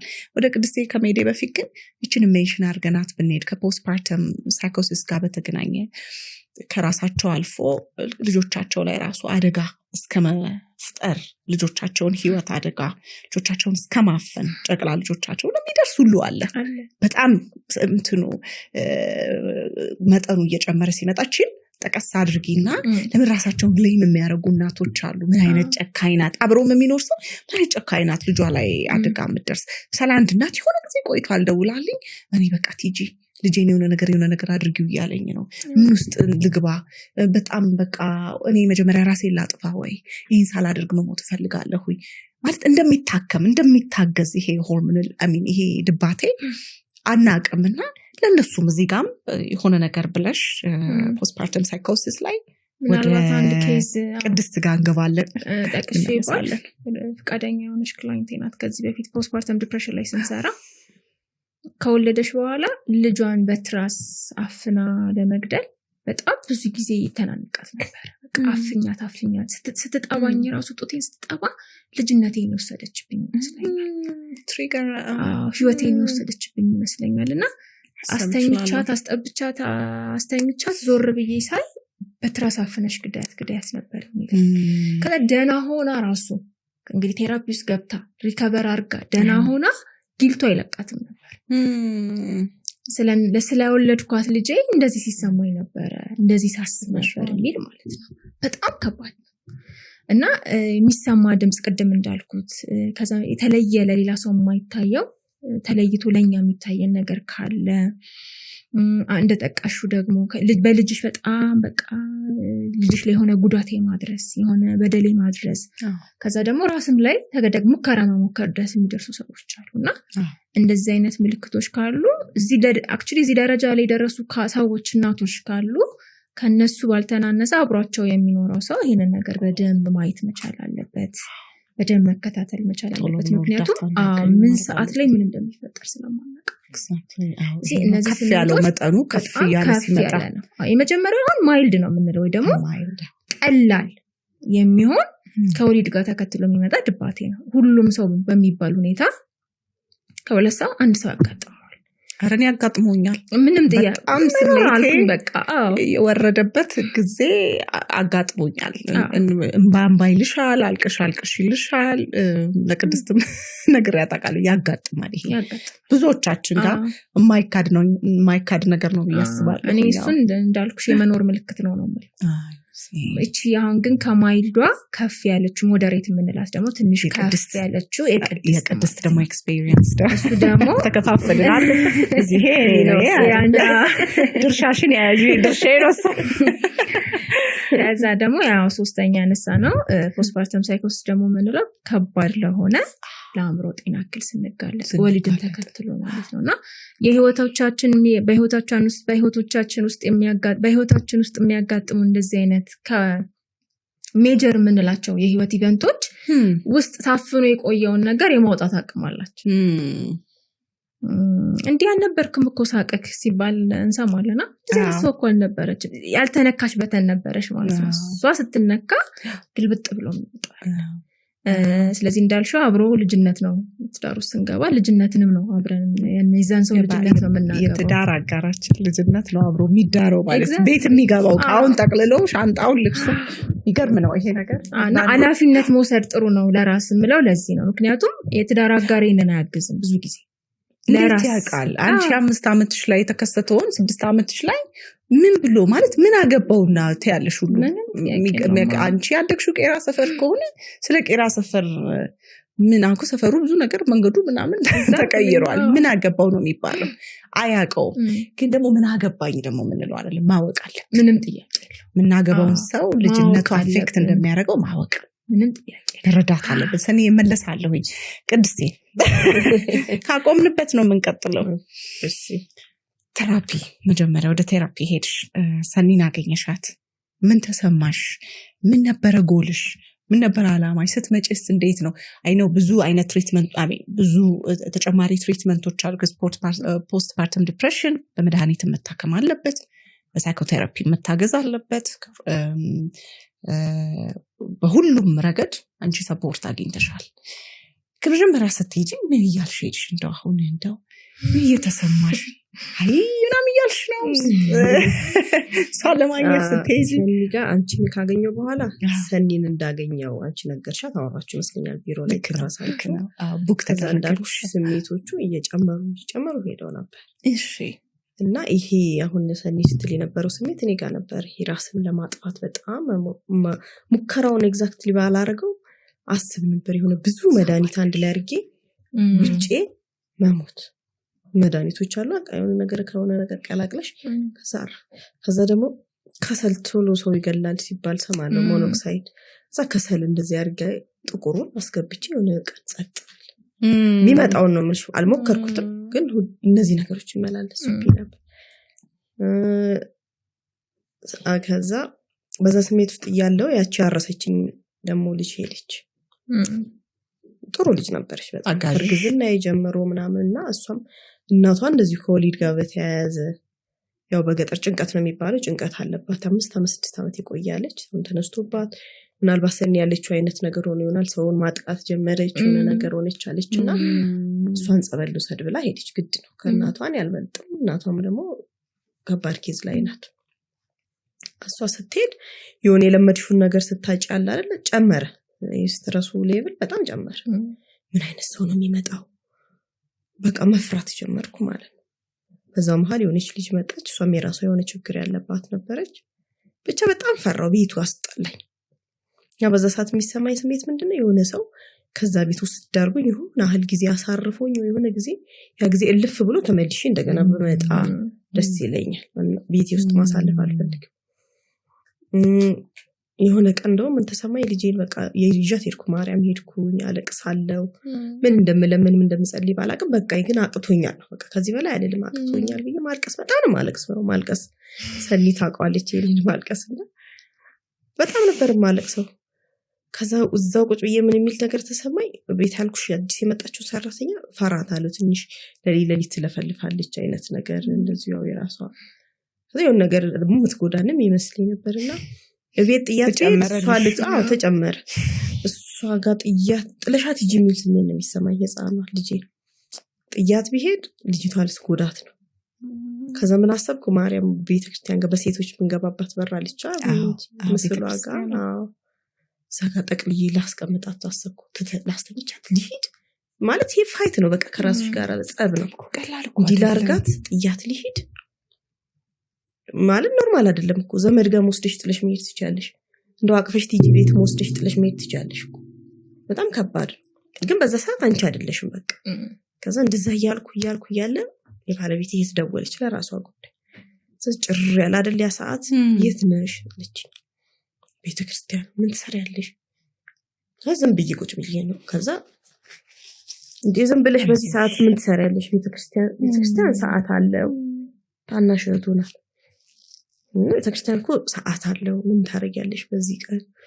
አይ እንዴ ደብሩን ከነበረሽ ነው ያኛ ጋር አለበለዚያ ወደ ቤት ግቢ አለች። የሆነ የሚሄድልሽ ስሜት አለ ጥሉሽ የሚሄደው ማለት ነው። ዘንለት አልቻልኩም። በጣም አለቀስኩ። ገባው። በማግስቱ ነገርኩት ባለቤቴን። በቃ ስራ ቀረ። ምንድነው ምን ላርግ ምን ልርዳሽ አለ። በቃ እኔ እንደዚህ ያረገኝ እንደዚህ ላረጋት ነበር። ሰላም ስትደውል ነው ወደ አይምሮ የተመለስኩት። እንጂ ልጥላት ነበር ልጅ ምናምን አልኩ። ነገርኩት። አይዞሽ አለ። ጸበል ይዞኝ ወደ ገብርኤል ቤተክርስቲያን ወደ ካራቆሬ ያለና እዛውኝ አገጥጥሞሽን ልነግርሽ እሱ መኪና ውስጥ ልጄን ይዞን እየጸበል እየተጠመኩ ነው ስነሰኒ የደወሉት ጸበሉ ቦታ ሆኜ ማለት ነው። ከዛ በቃ ከነቲጂ ጋር ተደውሎልሻል ከርቅ ማዕድ ምናምን አለኝ። እነሱ ጋር እንደነገ ቀጠሮ ያዛችሁልኝ። ጸበሌንም ያው 5 ቀን 7 ቀን ተጠመቅኩ። እዛም ሰኒ ጋር ስመጣ በቃ እንደዛው እንዳልኩሽ ነው። ስልችት ያለኝ ነኝ። በቃ ይከብደኛል። አሁን እንደዚህ ልብስ ለብሼ ቀልል ብሎኝ አልሄድም። ልብስ ሁሉ ይከብደኛል። ማለት የለበስኩት ሁሉ በቃ ሰው ሁሉ እኔን የሚያይ ይመስለኛል። በቃ የሆነ ብቻ ልክ ያልሆነ ነገር ነበር። ሄድኩ እሷ ጋር ምንድነው የሆንሽው ምን ይሰማሽ ስትለኝ ያው ማልቀስ ስንት ልጅ አለሽ እሷ የራሷን እንደ ባለሙያ የምትጠይቀው ጠያየቀች እንዳለቅስ በጣም ትፈቅድልኝ ነበር እንዳለቅስና ውሃ እንድጠጣ ማጠጣለሁ አለቅሳለሁ አጣጭ ውሃም ትልኝ ጎበዝ ነሽ እያለች ውሃ ጠጣለሁ እዛ አለቅሳለሁ ዝም ነው የምትለኝ ሌላ ቦታ ይሄን እድል አታገኝማ አዎ በጣም ማልቀስም እኮ ቴራፒ ደስ የሚለው አንዱ ስለሆነ አይደለም ቴራፒስት ግን እድል ይሰጣል ራስሽን እንድትሆኚ ሰኒዘ አልቅሽ እንደው ባለቤት ሲቀልጠ አስለቅሽ ሰኒ እኔ ጋር የምታለቅሽ አይበቃሽም ነበር ከፍለሽ ታለቅሻለሽ ይለኛል እንደ ቀልድ ማለት ነው እዛ ልጅ ይዞ ነው የሚመጣው እዛ እንትኑ ጋር ሪሰፕሽን ጋር ይቀመጣል ልጁን አቅፎ እየጠባች ነው ትወጣ መጥባት አለባት ከዛ በቃ አለቅሳለቅሱዬ ይዛሻትን ትገቢ ነበር ይያትገባዳ ሰዲ ምን ማለች ታለቅሽ ማየት የለባት ምን ያገባኝም ስንት ዘመን ነው ሳለቅስባት ይኖርኩ ማለት ኢሞሽናሊ እንትን ትላለች ይረዳሉ ታቃለች እኮ እንድታልቅሺ ስትልኝ ያው ዞር ይያልኩም በኋላ እሱም ይያዛት መግባት ጀመር ግን ይሰለቸኝ ነበር መጀመሪያ ቀን ጓጉቼ ሄድኩት የሆነ ነገር ወይ መርፌ ነገር ተወግቼም ይሁን በሆነ ብቻ ሆነ በሲሪንጅም ተመጥቶ ያ ነገር ቢወጣልኝ አይዊሽ በቃ አመጣጥ ከዛ ስመጣ ይሰኒ ነገር ግን አሰልችኝ ዝም ብላ ተሰማኛለች ከዛ አሳይመንት ሰጠኛለች መጽሐፍ አንብቢ ስቲም ሳውና ወይ ዋና የሆነ ነገር ወካሪ በጣም ይሰለቸኝ ነበር ስፖርት ስሪ ማለት እኔ በቃ በጣም ነበር የሚደብረኝ ሲመጣ ቀኑ በጣም ያስጠላኝ ነበር በቃ ሞክሪው ዛሬ ይለኛል ዛሬ ደግሞ ሌላ ነገር ልትልሽ ትችላለሽ ምን ችግር አለው ከነከንተና ጋር ሆነሽ ስቲም ግቢ ይለኛል ባለቤት ትንጂ ወክም ደግሞ ወክ ብላለሽ ካልኩ ደግሞ ወክስ ናሰው ድረስ ሰፈራችን ይዞኝ ይመላልሰኛል ምናምን ከዛ በቀጣይ ደግሞ ሲሄድ የሆነ ነገር ጓደኞችን እና ክስቲ ማን ይቀልሻል ስትለኝ አወራታለሁ ከሌ እንደዚህ ባለቤት የታለች እንደዚህ ያለች ከሷ ጋር ውጪ ወይ እሷ ቤት ይጂ አንድ ደግሞ ነርስ ጓደኛ አለች በቃ እሷ ቤት ይጂ አለችኝና አንድ ቀን በአጋጣሚ ሆኖ ተደዋውለን እሷ አልመቻላት ከዛ ስነግራት ወይኔ ከፋሽ አይደል አለችኝ ምንም አልመሰለኝም ማለት ዝቻላ ከዛ በቃ እንደነ ነገሮች ነበር የምትለኝ ግን እያደር ያው በጊዜ ሂደት የቀለለ መጣ ማለት ማፈለግ ጀመርኩኝ ጸጉሬን መሰራት እስቲሙንም ማሳጅ አለችኝ ይሄ በጣም እሷ ጋርም ሲሄድ ይሄ በቃ እንደዚህ ያለ በጣም ነበር የሚያመኝ ይሄ ማጅራቴ ታሹ በቃ ስትረሱ ነው ሌላ አይደለም ምናምን አለችኝ እንዳልኩሽ የሆነ ጊዜ በጣም ተስፋ ያስቆረጠኝ በቃ እጄ ማንኪያ እንደዚህ ይዤ ይለቃል ማለት በስርዓት መያዝ አቃተኝ እኔ በቃ እንደዛ ሆኜ የምቀር ሁሉ ነው መሰለኝ እየተራመድኩ መሬቷ ትከዳኛለች ማለት ድንገት እንትን ያረጋኛልና ማሰብ ይችላል በጣም ከባድ ነው ማለት ለማንንም እንትን የምትይው አይደለም ገልጸሽ የሚያው ሰው የሚያውቀው ስሜት አይደለም እኔ ከዚህ ነው የሚመጣው ከዛ ነው ማትይው ምርቃ ይሁን ማከጁ ስሜት ነውና በቃ በዛው ቴራፒው ቀጠለ በመሃል የወንድም የባለቤት ወንድም ደግሞ ወደቀና ተሰበረ አጋጣሚ እኛ የምንሰራው ቤት አካባቢ ነው ወደቀውና በጣም ጨመረ እንትን ስትረስ በጣም በቃ ተጨነኩ ማለት አወዳደቁ አሰባበሩ ቢሞት እዛ ቤቱ ላይ ምናምን የሚለው ይሆነ የሚፈጥርብሻል የራሱ ሰው ሲሆን ምናምንና በጣም በቃ ከባድ ጊዜ አሳልፍኩ ያኔ ደግሞ በጣም ባሰኝ አመመኝ ማንንም ማያውቅም ያው አንድ ሲያቃል ሰኒ ጋር ስመጣ ነግራታለሁ በዛ አጋጣሚ እንደው ምን ተሰማኝ እሱ ተሰብሮ ሲተኛ ቤቱ ትሪት ሲደረግ እኛም በግ ስናርድለት ሌላ ዘመድ በግ ሲያርድ ፍሩት ይዞ ሲመጣ ተመኘው መሰበር ተመኘው እግሬ የሆነ ነገር ወይ እጄ ተሰብሮ ቤቴ ብተኛ ምክንያቱም የኔን የሚያውቀው የለም ይሄ እዚህ ውስጥ የሚበላኝን ነገር እዚህ ውስጥ የሚከናወነው ነገር የሚረዳሽ ሰው የለምና በቃ እንናል ተሰብሬ በቃ ሰዎች አብረው ይሆኑ አይዞሽ የስሜት ስብራት አይታይም የሆነ ነገር ይሄን ነገር ቀቢው የሆነ ነገር አርጊበት የሚለኝ ሰው ፈለኩ የሆነ ሰዓት እንዳልኩሽ መጀመሪያ ዝም የሚያደርገኝ በኋላ ደግሞ አውሪ ማለት አይነት ነገር ጀመረ እነሰኒም ጋር ከመጣው በኋላ በቃ እያመመኝ ነው ራሴን ነው ማለት ያው ሰው ሲጠይቀኝ ራሴን ምን ሆንሽ ደህና ነሽ ካሉኝ ማልቀስ ነው ከዛ ምን ሆንሽ ራሴን ያው እንደ ሰው እንዳቅሙ እምነትም ጸበልም ያደርግልኛል ፕሮቴስታንት ጓደኛ ማለችን ትጸልይልኛለች ግን አታውቅም ያው ራሴን ነው የምለው ግን በማውራት ፈልግ ነበር እና ባለቤቴ ነገር ይለሰው በባህሪዬ እኔ ሴንሲቲቭ ነኝና እንትን ጠብቃለሁ የሰውንም ንግግሩንም እያንዳንዷንም ገመግማለሁና የሆነ ነገር ብለሽ አሁን ነግረሻቸው ነገር እንዴት ሆንሽ ካላልሽ ደሞ ትከፍያለሽ ደሞ ትሰበሪያለሽና ተይው በቃ እኔ ያለው ለኔ አውሪ ከዛ ሰኒ ምን አለች እኛ ስራችን ነው ባለሙያ ነን ለኛ ነገሪ ለሰው አትንገሪ ሰው አንደኛ እጀጅ ያረጋል የሆነ ነገሩ የሆነ ቋት ውስጥ ይከትሻል ሁለተኛ የራሱ ሸክም አለበት የራሱ ነገር አለው አይጠቅምሽም ለኛ ስትመጪ እዚህ በደንብ ነገሪ እኛ ጋር አውጭ አለችና የሆነ ሰዓት ጀምሬ ነበር በቃ ገና ሲጠይቁኝ ምን ሆንሽ ቅድስት እንዴት ነሽ ደህና ነሽ ካሉኝ ማልቀስ ጓደኛዬ ቤት ልጇን ቤት ልታስመርቅ ጠርታ ትወደኛለች አብረን ምን ሰራና አንቺ ቆይዬ ደህና ነሽ ነው ያለችው ሌላ ማለት አሁን ያስለቅስም እኮ እምባዬ ሰደነገጠች ደህና ነሽ ወይ ነው ያለችኝ ተሳላስመናል ምግብ በልተናል እየተጨፈረምና ድጋሚ ሰላም አሁን ቅድም አንቺና ሰኒ ሰላም እንደተባባለች ድጋሚ የፍቅር ማለት አንቺ ቆንጆ ደህና ነሽ ስትለኝ በቃ ማአት ሰው አለ በድግስ ውስጥ ከዛ ሌላም ሰው ምን ሆንሽ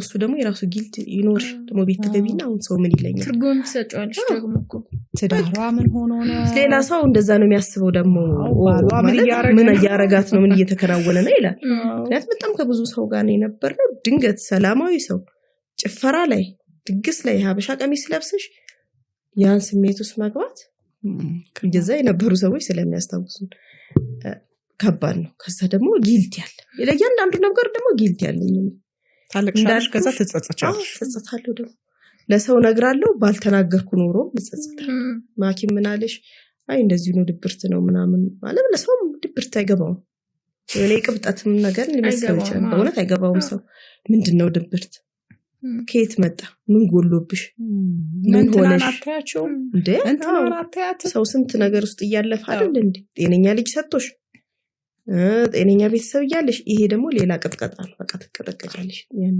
ባልተናገርኩ ነው እንጂ የምትናገረው የሆነች ትንሽ ነገር ትንሽ ቲፕ ቢሰጡኝ ትንሽ ያግዙኝ ብለሽ ከዛ ይቺ ነገር ሰሰብ ደግሞ ሌላ ብቻ የሆነ የሚከናወነው ነገር እዚህ ውስጥ ማንንም ሊገልጸው የማይችለው እና የማንንም ሴት አይግጠማት በጣም ከባድ ነበረ ግን እግዚአብሔር ይመስገን እንዳልኩሽ ቀናቶች ቀንን ሲጨምር ወድሜ ለነሰኒ እዛ ግሩፕም ተገኘ ጓደኞች አገኘው እዛ በኋላ ደግሞ ጥሩ ልጅ አገኘው አጋጣሚ እናቴ መጣች ልጄን ጥዬ ደግሞ መምጣት ጀመርኩ በነፃነት ትንሽ ልጅቷንም ጥጡ አስለመድኩ እሱም ጥጡ ለመደችልኝ ከዛ ሰኒ ጋር በደንብ መምጣት ጀመርኩ ማለት ነው በደንብ የበለጠ ከበፊቱ ይሄ የደበረኝ የምመጣው ቀረና ደስ እያለኝ ቀኑን እየፈለኩት መምጣት ጀመርኩ ተኮሳትራ ነበር መስገባው በጣም ነበር የሚሰለቸኝ መጀመሪያ አይ ነው ክብድ ይላታል በጣም አስታውሳለሁ እኔ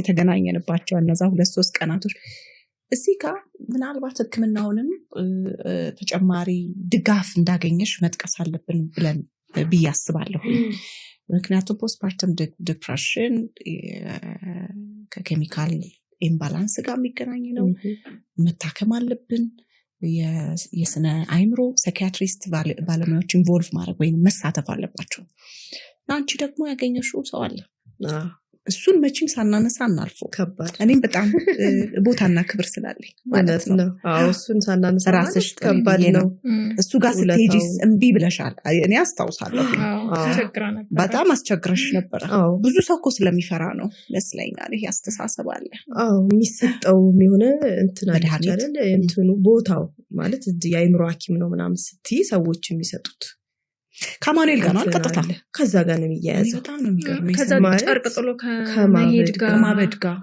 በቃ ከሌላ ነገር አይምሮ ይመልቀቅ ማለት አይምሮ ኖርማል ነው እንደማንኛውም ማንም ሰው ኩላሊቲ ፌል አረገ ቢል ኦር ኩላሊቲ ኢንፌክሽን ያዘኝ ቢል ስኳር ታመምኩ ቢል ካንሰር ያዘው ቢል ሰው በጣም ነው የሚያዝንለት በጣም ትሪት ያደርጋል ከሜንታል ጋር የተያዘ ከአይምሮ ጋር የተያዘ ነገር ሲሆን ግን በጣም የመግፋት ነገር አለ እኔ ማለት እንደዚህ ሆናለሁ ብዬ አስቤ አላቅም ማንም አያስብም ሰኒ ነገም እንደሚገጥማት አታውቅም ነገ ቲጂም እንደሚገጥምሽ አታውቅም ማናችንም ፈልገንም እናመጣው ነገር አይደለም ግን ሰው የሚሰጠው ነገር ስላለ መግለጽ አንፈልግም እና ያው ዶክተር ዳዊት ጋር ነበረ የሄድኩት። ዶክተር ዳዊት ያባቱን ስም ዘነጋው። አሰፋ ጀንበር ጀምሯል አንዴ አልኩካ ሌላም ስላለ ነው። ሌላ ዶክተር ዳዊት ጋር ዳዊት ወንድሙ ሁለቱም የስነ አእምሮ ናቸው። እኔ ዶክተር ዳዊት አሰፋ እሱ ጋር ነው የሄድኩት። እሱም በጣም እኔ ባንስም ስለመከረው አይደለ እሱም በጣም እንትን ሰው ነው። በጣም ያገዘኝ ሰው ነው። ሄድኩ ያው መጀመሪያ እንዳልኩሽ ማልቀስ ነው። እኔ ከሄድኩ መጀመሪያው ምን ሆነሽ መጣሽ ማልቀስ ነው። ልጄን ይዤ ነው የምሄደው። መጀመሪያው ጊዜ ነው እኩል ነው ሰኒም ጋር እሱ ጋር ሄድኩትና በቃ አውቋል ምን እንደሆነና ከእንትን ነው ከባድ ጊዜ ነበር እሱ ጋር የሚያሳልፍኩት። ያው ይሰማኛል፣ እሱም እንዳልቅስ እድል ይሰጠኛል። አንዳንዴ ከባለቤቴ ጋር አብረን እንገባለን። አንዳንዴ ደግሞ ለብቻሽ ማውራት መፈልጊው ወይ እሱን ደግሞ ለብቻ ያወራዋለን ለብቻ ያወራናል። እና ኤቭሪ ዊክ በሁለት ሳምንትም እንደዚህም ብዙ ተመላላሽ የሆኑ ቀጠሮች ነበሩኝ። በነዛ ውስጥ ሁሉ ግን ያው ትሪት ያደርገኝ ነበር። እሱ በጣም ትሪት ያደርገኝ ነበር። ጥሩ ጊዜ ሰጥቶ ያዳምጠኝ ነበር።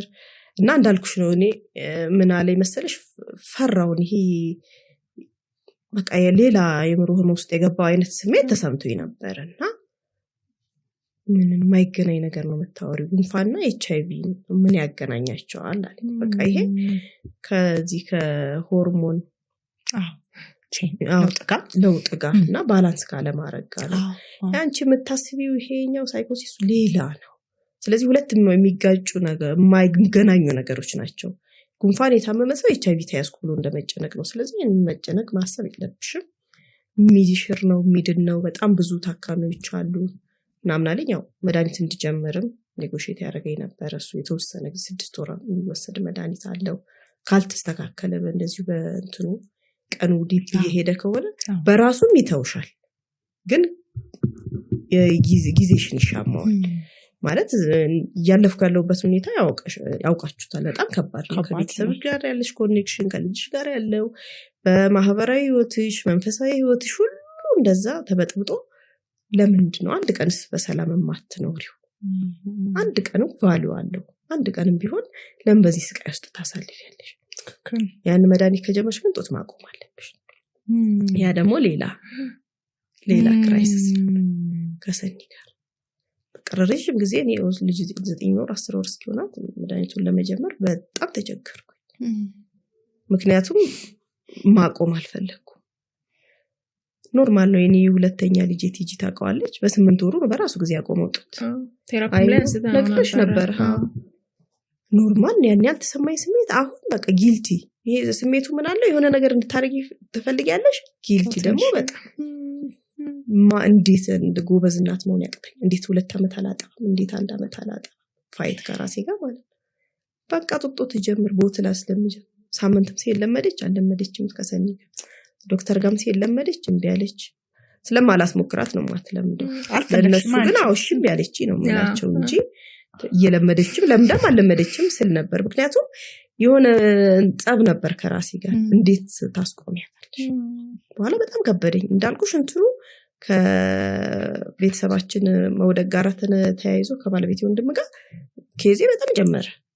ህመሜ በጣም ጨመረ። ሰኒ ምንድነው አለች ያለችኝ። አረሳም እያንዳንዷን ነገር ስለማረሳ አሁን አንቺ ብዙ ነገር አለሽ ግን ምንም እንደሌለሽ ነሽ። ካንቺ መንገድ ላይ 10 ብር ለምን የሚያድረው የኔ ቢጤ ይዘሻለ ነው። በላይፉ አሁን ደስተኛ ነው። እየተኛሽ አይደለም፣ እየኖርሽ አይደለም። ስለዚህ ለምንድን ነው የምትሰቃይው? ስቃይሽን ለምን አትቀንሹ? ምንም የተለየ ነገር የለውም። ኬሚካል ባላንስ የሚያደርግ ነገር ነው። ዶክተርም አለኝ። ከዛ የሰኒ ንግግር ግን የሆነ ገዛኝ።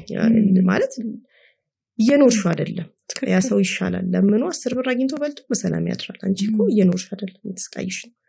ለልጅሽ ስትኖሪ ነው የሚሻለው የሚለው ምክር ምናምን ወሰድ። በኋላ ደግሞ በቃ የሚያስፈራሩሽ ነገሮች የሉ። ጡቱ ሳቆም ደግሞ ያመኝ ሆነ የሚለው ምናምን ሄድኩ በእምነት ያው አርሴማ ቤተክርስቲያን ሄጄ ወይ እኔን ፈውሽኝ አድኝኝ ወይ ደግሞ ይሄንን ጡቴን ደግሞ ልጄን አቁማ በመድኃኒቱ ከሆነ ምክንያቱም ሕክምናም ከእግዚአብሔር የተሰጠነውና በመድኃኒቱ የምታቆም ከሆነ ደግሞ በዚህ በጡቴ አልሰቃ ያልኩ። የምሬ ነው የምልሽ። ኢሚዲየትሊ ድርቅ ነው ያለው ጡቴ። ልጄም ጡጦ ለመደች። መድኃኒቱ ያው እስክትጀምሪው አሉ ደግሞ የራሱ እንትኖች አሉት። እስኪላመድ ሰውነትሽ እስኪለምድ ደግሞ አለ ሌላ አሉት ስቃይ ያለው ሳይድ ኢፌክቶች አሉት። አለፈ እሱም እንግዲህ ያለቀና 6 ወር ኦልሞስት ቆሟል። መድኃኒቱም ቆሟል። ግን ከባድ ጊዜዎች ነበሩ። ቅድስት አናገኛት ነበረ መታገሱ ነበር። አዎ ማለት እንደዚህ እኔ ደርሼ ትጂትን ነበረ እንስቅበታለን ትለኛለች። እኔ ግን እንኳን የምንስቅበት ነው ማለት ማንም ቢለኝ አይመስለኝም። እነሰኒ የሚላሉ ዶክተርም ይለኛል ያልፋል።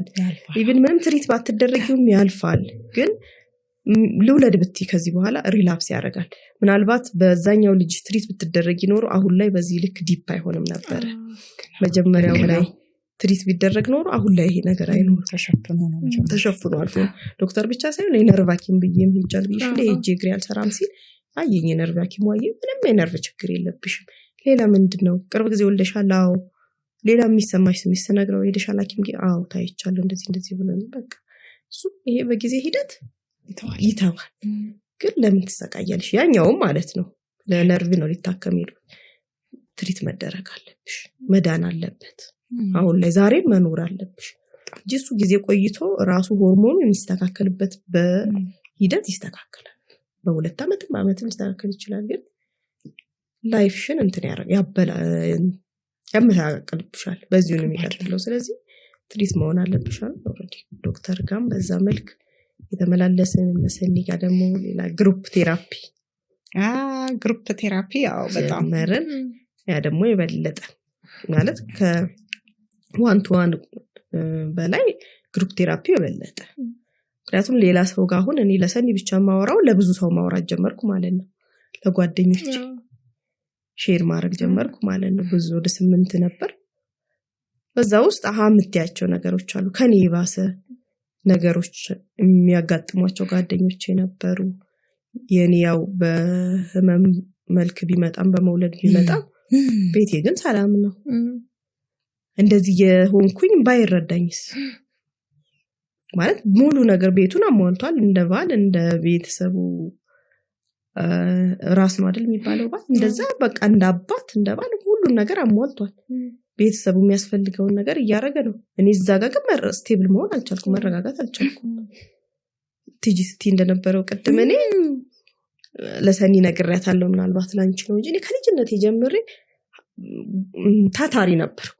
ትንሽዬም ሆኜ ማለት ነው 12 13 ዓመት 10 ዓመትም ልጅ ሆኜ በጣም ንጽህና መወድ ቤት አያያዝም ምችል በጣም ቤቴ ላይ በቃ የሆነ ነገር መፍጠር ምፈልግ ቤት አቀማመጥ በየጊዜው መቀያየር አይነት ሰው ነበር። ከዚህ ስሜት በኋላ ግን ወደ ኩሽና መግባት አልፈልግም፣ ማየት አልፈልግም፣ ቤት የመንካት አልፈልግም። የሆነ የለመድኳቸው ሩቲኖች ነበሩን። ቅዳሜ ከስርዓት ሰው ሲመጣ ቡና አፈላልቼ የሆነ ፍራሽ የሆነ ነገር ብቻ ማረጋኝ ማሰብ ነው የማልፈልገው። እንኳን ላረገው ማሰብ አልፈልግም። ያ አሁን ቤተሰብን ያወካል እኮ በጣም ማለት ልጆች ያንቺ ምግብ መብላት ይፈልጋሉ። ረጅም ጊዜ አራሶኝ 2 ቀን 3 ቀን ለልጆቼ ሰርቼ የምቋጠር ሲል ምን እንደተቋጠረ አላይም፣ ማየት አልፈልግም። የሆነ ነገር ብቻ አለቀም አስቤዛ ምንም ባይሉኝ ብቻ ሚና ቢለወጥልኝ ደስ ይለኝ ነበር። የሆነ ሰው እኔን አንስቶ ከዛ ቦታ ኃላፊነቴን ሁሉ ቢወስድልኝ በቃ የሆነ እናትነቱንም ምኑንም ወስዳሉ የሆነ ብቻ ተአምራት ቢፈጠር እኔ ደስ ይለኝ ነበር። እና ያ ሁሉ የለመድሽው ነገር በቤተሰብሽ ለልጆችሽ ያስለመድሽው ለቤትሽ ያስለመድሽው በማህበራዊ ህይወትሽ ያስለመድሽው ነገር ሁሉ ነው የሚሰባብርብሽና ያ ደግሞ ኮንፍሊክት ይፈጥራል በልጆችም መካከል። ለምሳሌ አብዛኛው ልጆቼ ትልቁ ልጄ በጣም ይረዳኝ ነበር፣ በጣም ያግዘኝ ነበር። እሱ በዚህ አጋጣሚ አመሰግነዋለሁ። ይዞኝ ይወጣል እንደዚህ ከከተማ እኔም እኮ እንደዚህ ሲያጋጥመኝ ወጣለው፣ ረጅም መንገድ እነዳለው፣ ሙዚቃ እየሰማው ምናምን እያለ የሆነ የተለያዩ ቦታዎች ይዞኝ ይሄዳል። አይዞሽ ይለኛል፣ ቴክስቶች ያደርግልኛል፣ ያልፋል፣ እግዚአብሔር አለ ይለኛል፣ ይደውልልኛል። ስራ ቦታ ሆኖ ማለት ይደውላል። ያለሁበትን ነገር ተረድቷል። ያው ለትንንሾቹ ባያውቁም እነሱ መኖራቸው በራሱ ለኔ ትልቅ ነገር ነው። ለነሱ መኖርን ማሰብና ከባድ ነው የምትገልጪው አይደለም። ቅድም እንዳልኩሽ ሌላ ህመም ቢሆን እኛም ሰውም ይረዳል፣ ሚረዳሽም አለ፣ ደግፎም አቅፎም ሐኪም ቤት ይወስድሻል፣ እኔ ታከሚልሻል። እዚህኛው ላይ ግን ከባድ ነው። የሚታይ ቁስል የለም። ኢቭን ውስጥሽን አንቺ የቆሰለው እዛ የቆሰለው ላይ ትንሽ ጨውም ይሁን ሚጥሚጣ ጨምረው የባሰ የሚያባብሱብሽ ደግሞ ሰዎች ይኖራሉ። አስተያየታቸው ደግሞ ያንን የሚፈጥርብሻል። አስተያየታቸውም ይፈጥራል። አንዳንዴ ደግሞ የሚሰጠውን አስተያየት እኛ የምንቀበልበት መንገድ ኔጌቲቭ ይሆናል። ኦልሬዲ እውነት ነው። ይሄ ነገሩን ናሬት የምናደርግበት መንገድ እንደዚህ እኮ አለች እንታያለሽ፣ ግን እኮ ያለችው እንደዛ አይደለም፣ እዚህ አባብሰዋል ማለት ነው። ከዛ ከሰው ጋር ያለሽም ግንኙነት እየተበላሽ ይመጣል። ተጣያለሽ ሰው ሊያስጠላሽ ይችላል እንጂ ምክንያቱም እንዳልሽው ነው፣ ሰኒ እንዳለችው ነው። አሁን ያ ነገር ለኔና ለቲጂ ቢባል ቲጂ የምትወስድበት መንገድና እኔ የምወስድበት መንገድ ኢቭን ያለውበት ከረንት ስቴት ኢሞሽናል ስቴት ስሜቴ ራሱ ምን ላይ ነኝ? የፈለገው ብትሆኚ ታዋቂ ብትሆኚ አዋቂም ብትሆኚ ፖለቲከኛም ብትሆኚ አስተማሪም ብትሆኚ ያለሽበት ስቴት በጣም ወሳኝነት አለው። ስሜትሽ ጥሩ ካልሆነ የሚሰጥሽ አስተያየት አንበሳ የነበረውን ሰው አይጥ ሊያሳክለው ይችላል። ነገራችን ላይ ከረንት ስቴት ነው የሷም ያላት ወይንም ደግሞ የስሜት ሁኔታ ነው ከፍ ዝቅ ይል የነበረው። በተለይ ወርዶ ነበረ። ሰኒ ልምጣ ምናልባት ማንሳት ይኖርብናል ብዬ የማስበው አንደኛው ሀሳብ ከፕሮግረሱ በፊት ፖስትፓርተም የጀመረው ሁለተኛ ልጇ ላይ ለተቀድም ጠቅሰሽ ግን ቅድም ያልናት ያቺ ፖስትፓርተም ብሉስ የምትባለው አይነት ናት። የምትጠፋው ዲሳፒር የምታረገው ማለት ነው። እዚህ ያቺ ስትጠፋ አይ በቃ ደህና ነኝ ብላ ነው ያሰበችው። ልክ ነው። ሶስተኛ ልጇ ላይ ሲመጣ ጠንከር ብሏል። ግን እሱንም ሰርቫይቭ ማድረግ ትችላለች። አራተኛ ልጇ ላይ ነው ስብር ያደረጋት። እዚህ ቶሎ ምላሽ መስጠት መቻላችን ሁለተኛ ሶስተኛ አራተኛ ላይ ሲወለድ ሊፈጠር የሚችለውንም ዳሜጅ ማኔጅ ማድረግ ይቻላል። አይ ሚን ቶሎ ምላሽ መስጠት መቻል ሁሌ እንላለን ወደ አእምሮ ጤና ስንመጣ ፕሪቬንት ማድረግ ኪውር ከማድረግ ይቀላል። ቀድሞ መከላከል ነገሩ ከተፈጠረ በኋላ ከምናረገው ነገር ይቀላል። ስለዚህ ትንሽ እንደዚህ አይነት ስሜት ሲሰማቸው ሰዎች ቶሎ ብለው ትኩረት መስጠት ቢችሉና መደረግ ያለ አሁን ለምሳሌ የመጀመሪያው ላይ ሁለተኛ ልጇ ላይ ስትወልድ የተሰማት ነገር ላይ ብትመጣ እሱ ፖስትፓርተሙ በትንሽ ጊዜ ውስጥ ትሪት ይደረጋል፣ ይታከማል። ከዛ ግን ከየት መጣ ብለን ወደ ኋላ ሄደን ብዙ ነገር ኤክስፕሎር ለማድረግ እድል ይሰጠን ነበር። እዚህ ሶስተኛ ልጇን ስትወልድ ሞር ኢሞሽናሊ ስቴብል ትሆን ነበር። የዛኔ ግን እሱን እድል ስላላገኘን ነገሩ እየጨመረ ሲመጣ ብዙ ነገሮችን እያበላሸ መጣ ማለት ነው። አይ ቲንክ ሶ በዚሁም ይህንንም እንድታነሽልኝ ስለፈለኩኝ ነው። በተለይ እኔም ፐርሰናል ኤክስፔሪየንስ አጋጥሞኝ ስለሚያውቅ ማለት ነው። ፖስትፓርተም ዲፕሬሽን ውስጥ እያለፉ ያሉት እናቶች መድኃኒት ሲባሉ በቃ ከባድ ነው። እኔ አስታውሳለሁ ነበረችኝ ክላይንት መድኃኒት አልወስድም ያለች እና የሆነ ጊዜ ራሱ ሆስፒታል በጣም ፓኒክ አርጋ ሆስፒታል ሄዳ ወንድሟ ሁሉ ያወራሁት ጊዜ አለ። እሷ ብቻ አይደለችም፣ ብዙ አንቺም እኔም ሌሎችም ቴራፒስቶች አጋጥመውናል። እሱ በጣም በደንብ እንድታወሩ ይፈልጋሉ። መድኃኒት ምን ያህል እንደሚጠቅም ምን ያህል ሪከቨር እንደሚያደርጉና መድኃኒትን እየሰጠነው ትርጉም ምን ያህል እየተወዛገበ እንደሆነ ምንና አላስፈላጊ ሜንታል ብሬክዳውን ራሳችንን እያዘጋጀን ነው ብዬ አምናለሁና እሱ ላይም ፕሮግረሷ ላይም አብረን እስቲ አንሳው የነበረው አንዳንድ ጊዜ አካላዊ ህመም ሲያመን መጀመሪያ የተለመደው ትራዲሽናል የሆነ ትሪትመንት አለ አይደለ? ቤት ውስጥ ምናልባት ምች መድኃኒት፣ ጤና አዳም የሆኑ ነገሮች ይደረጉና ለማከም ራሳችንን እንሞክራለን፣ ወይም ወላጅ ሊያክመን ይሞክራል። እስቲ ይህንን ሞክሩት ይባላል። ትክክል። ከዛ እሱ ሳይሰራ ሲቀር ደግሞ ይሄኛውማ በቃ ሞደርን የሆነ ትሪትመንት ህክምና ያስፈልገዋልና ወደ ሐኪም ቤት ወደ ሆስፒታል ይሄድ ይባላል። እኔ እንደሱ ብለን ብንወስደው ብዬ አስባለሁ። አንዳንድ ጊዜ ልክ የስሜት ደህና ያለመሆን ሲያጋጥመን የምናረጋቸው ነገሮች አሉ፣ ቤታችን ውስጥ የምናረጋቸው ነገሮች አሉ። ልናርፍ እንችላለን አይደል? ሰውተን ልናገኝ እንችላለን። መደረግ ያሉበትን ነገር እናረጋለን። ልክ ደግሞ አይተነው ለውጥ ካልመጣ ሌላኛው ሁለተኛው ስቴፕ ብዬ የማስበው እኔ ሁለት አይነት ህክምናዎች አሉት። የመጀመሪያው የንግግር ህክምና የምንለው አለ። ሁለተኛው ደግሞ የመድኃኒት ህክምና አለ። ልክ ነው። በንግግር ህክምና የምናክመውን ነገር የመድኃኒት ህክምናው አያክመው። ትክክል። በመድኃኒቱ ደግሞ የምናክመው ነገር በንግግር ህክምናው አይታከምም። ስለዚህ ለህመሙ የሚያስፈልገውን አይነት ትሪትመንት ማግኘት ካልቻለን ወይ ደግሞ ማቅረብ ካልቻለን 1 ዓመት ከ2 ዓመት ቴራፒ ላይ ቆይቻለሁ ግን አልተሻለኝም ብንል ቆየታችን አይደለም ዋጋ ያለው። በቆየንበት ሰዓት ያገኘነው ትሪትመንት ለታመምነው ህመም የሚሆን አይደለም ማለት ነው። አንዳንዴ ደግሞ ሁለቱን አብረን እንሰጣለን።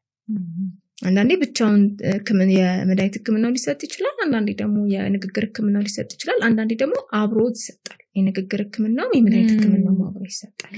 ስለዚህ ይሄ አይምሯችን ውስጥ በጣም ብዙ ኬሚካሎች አሉ። ለምሳሌ እነዛ ኬሚካሎች ኢምባላንስ በሚሆኑበት ጊዜ ወይ ደግሞ መጠናቸውን ልክ ሳይመጣ ሲቀር ወይ ሲያንስ ወይ ሲበዛ ለሱ ተደርጎ ለሱ የኬሚካል ኢምባላንስ የሚሰጡ የመድኃኒት ህክምናዎች አሉ ማለት ነው። ስለዚህ የአእምሮ ህክምና ላይ የሚሰሩ ባለሙያዎች መድኃኒት በማዘዝ የሚያክሙት እሱን ነው ማለት ነው። ስለዚህ መድኃኒት ከተጀመረ አይቆምም። ለምሳሌ ይለምድብሻል፣ ድጋሚ ማርገዝ አትችይም፣ ድጋሚ ስታረግዢ ይነሳል አይደል? እንደገና ተመልሶ ይመጣል። ለሌላ ህመም ያጋልጥሻል፣ ከፍተኛ ለሆነ ለሌላ የአእምሮ ህመም ያጋልጥሻል።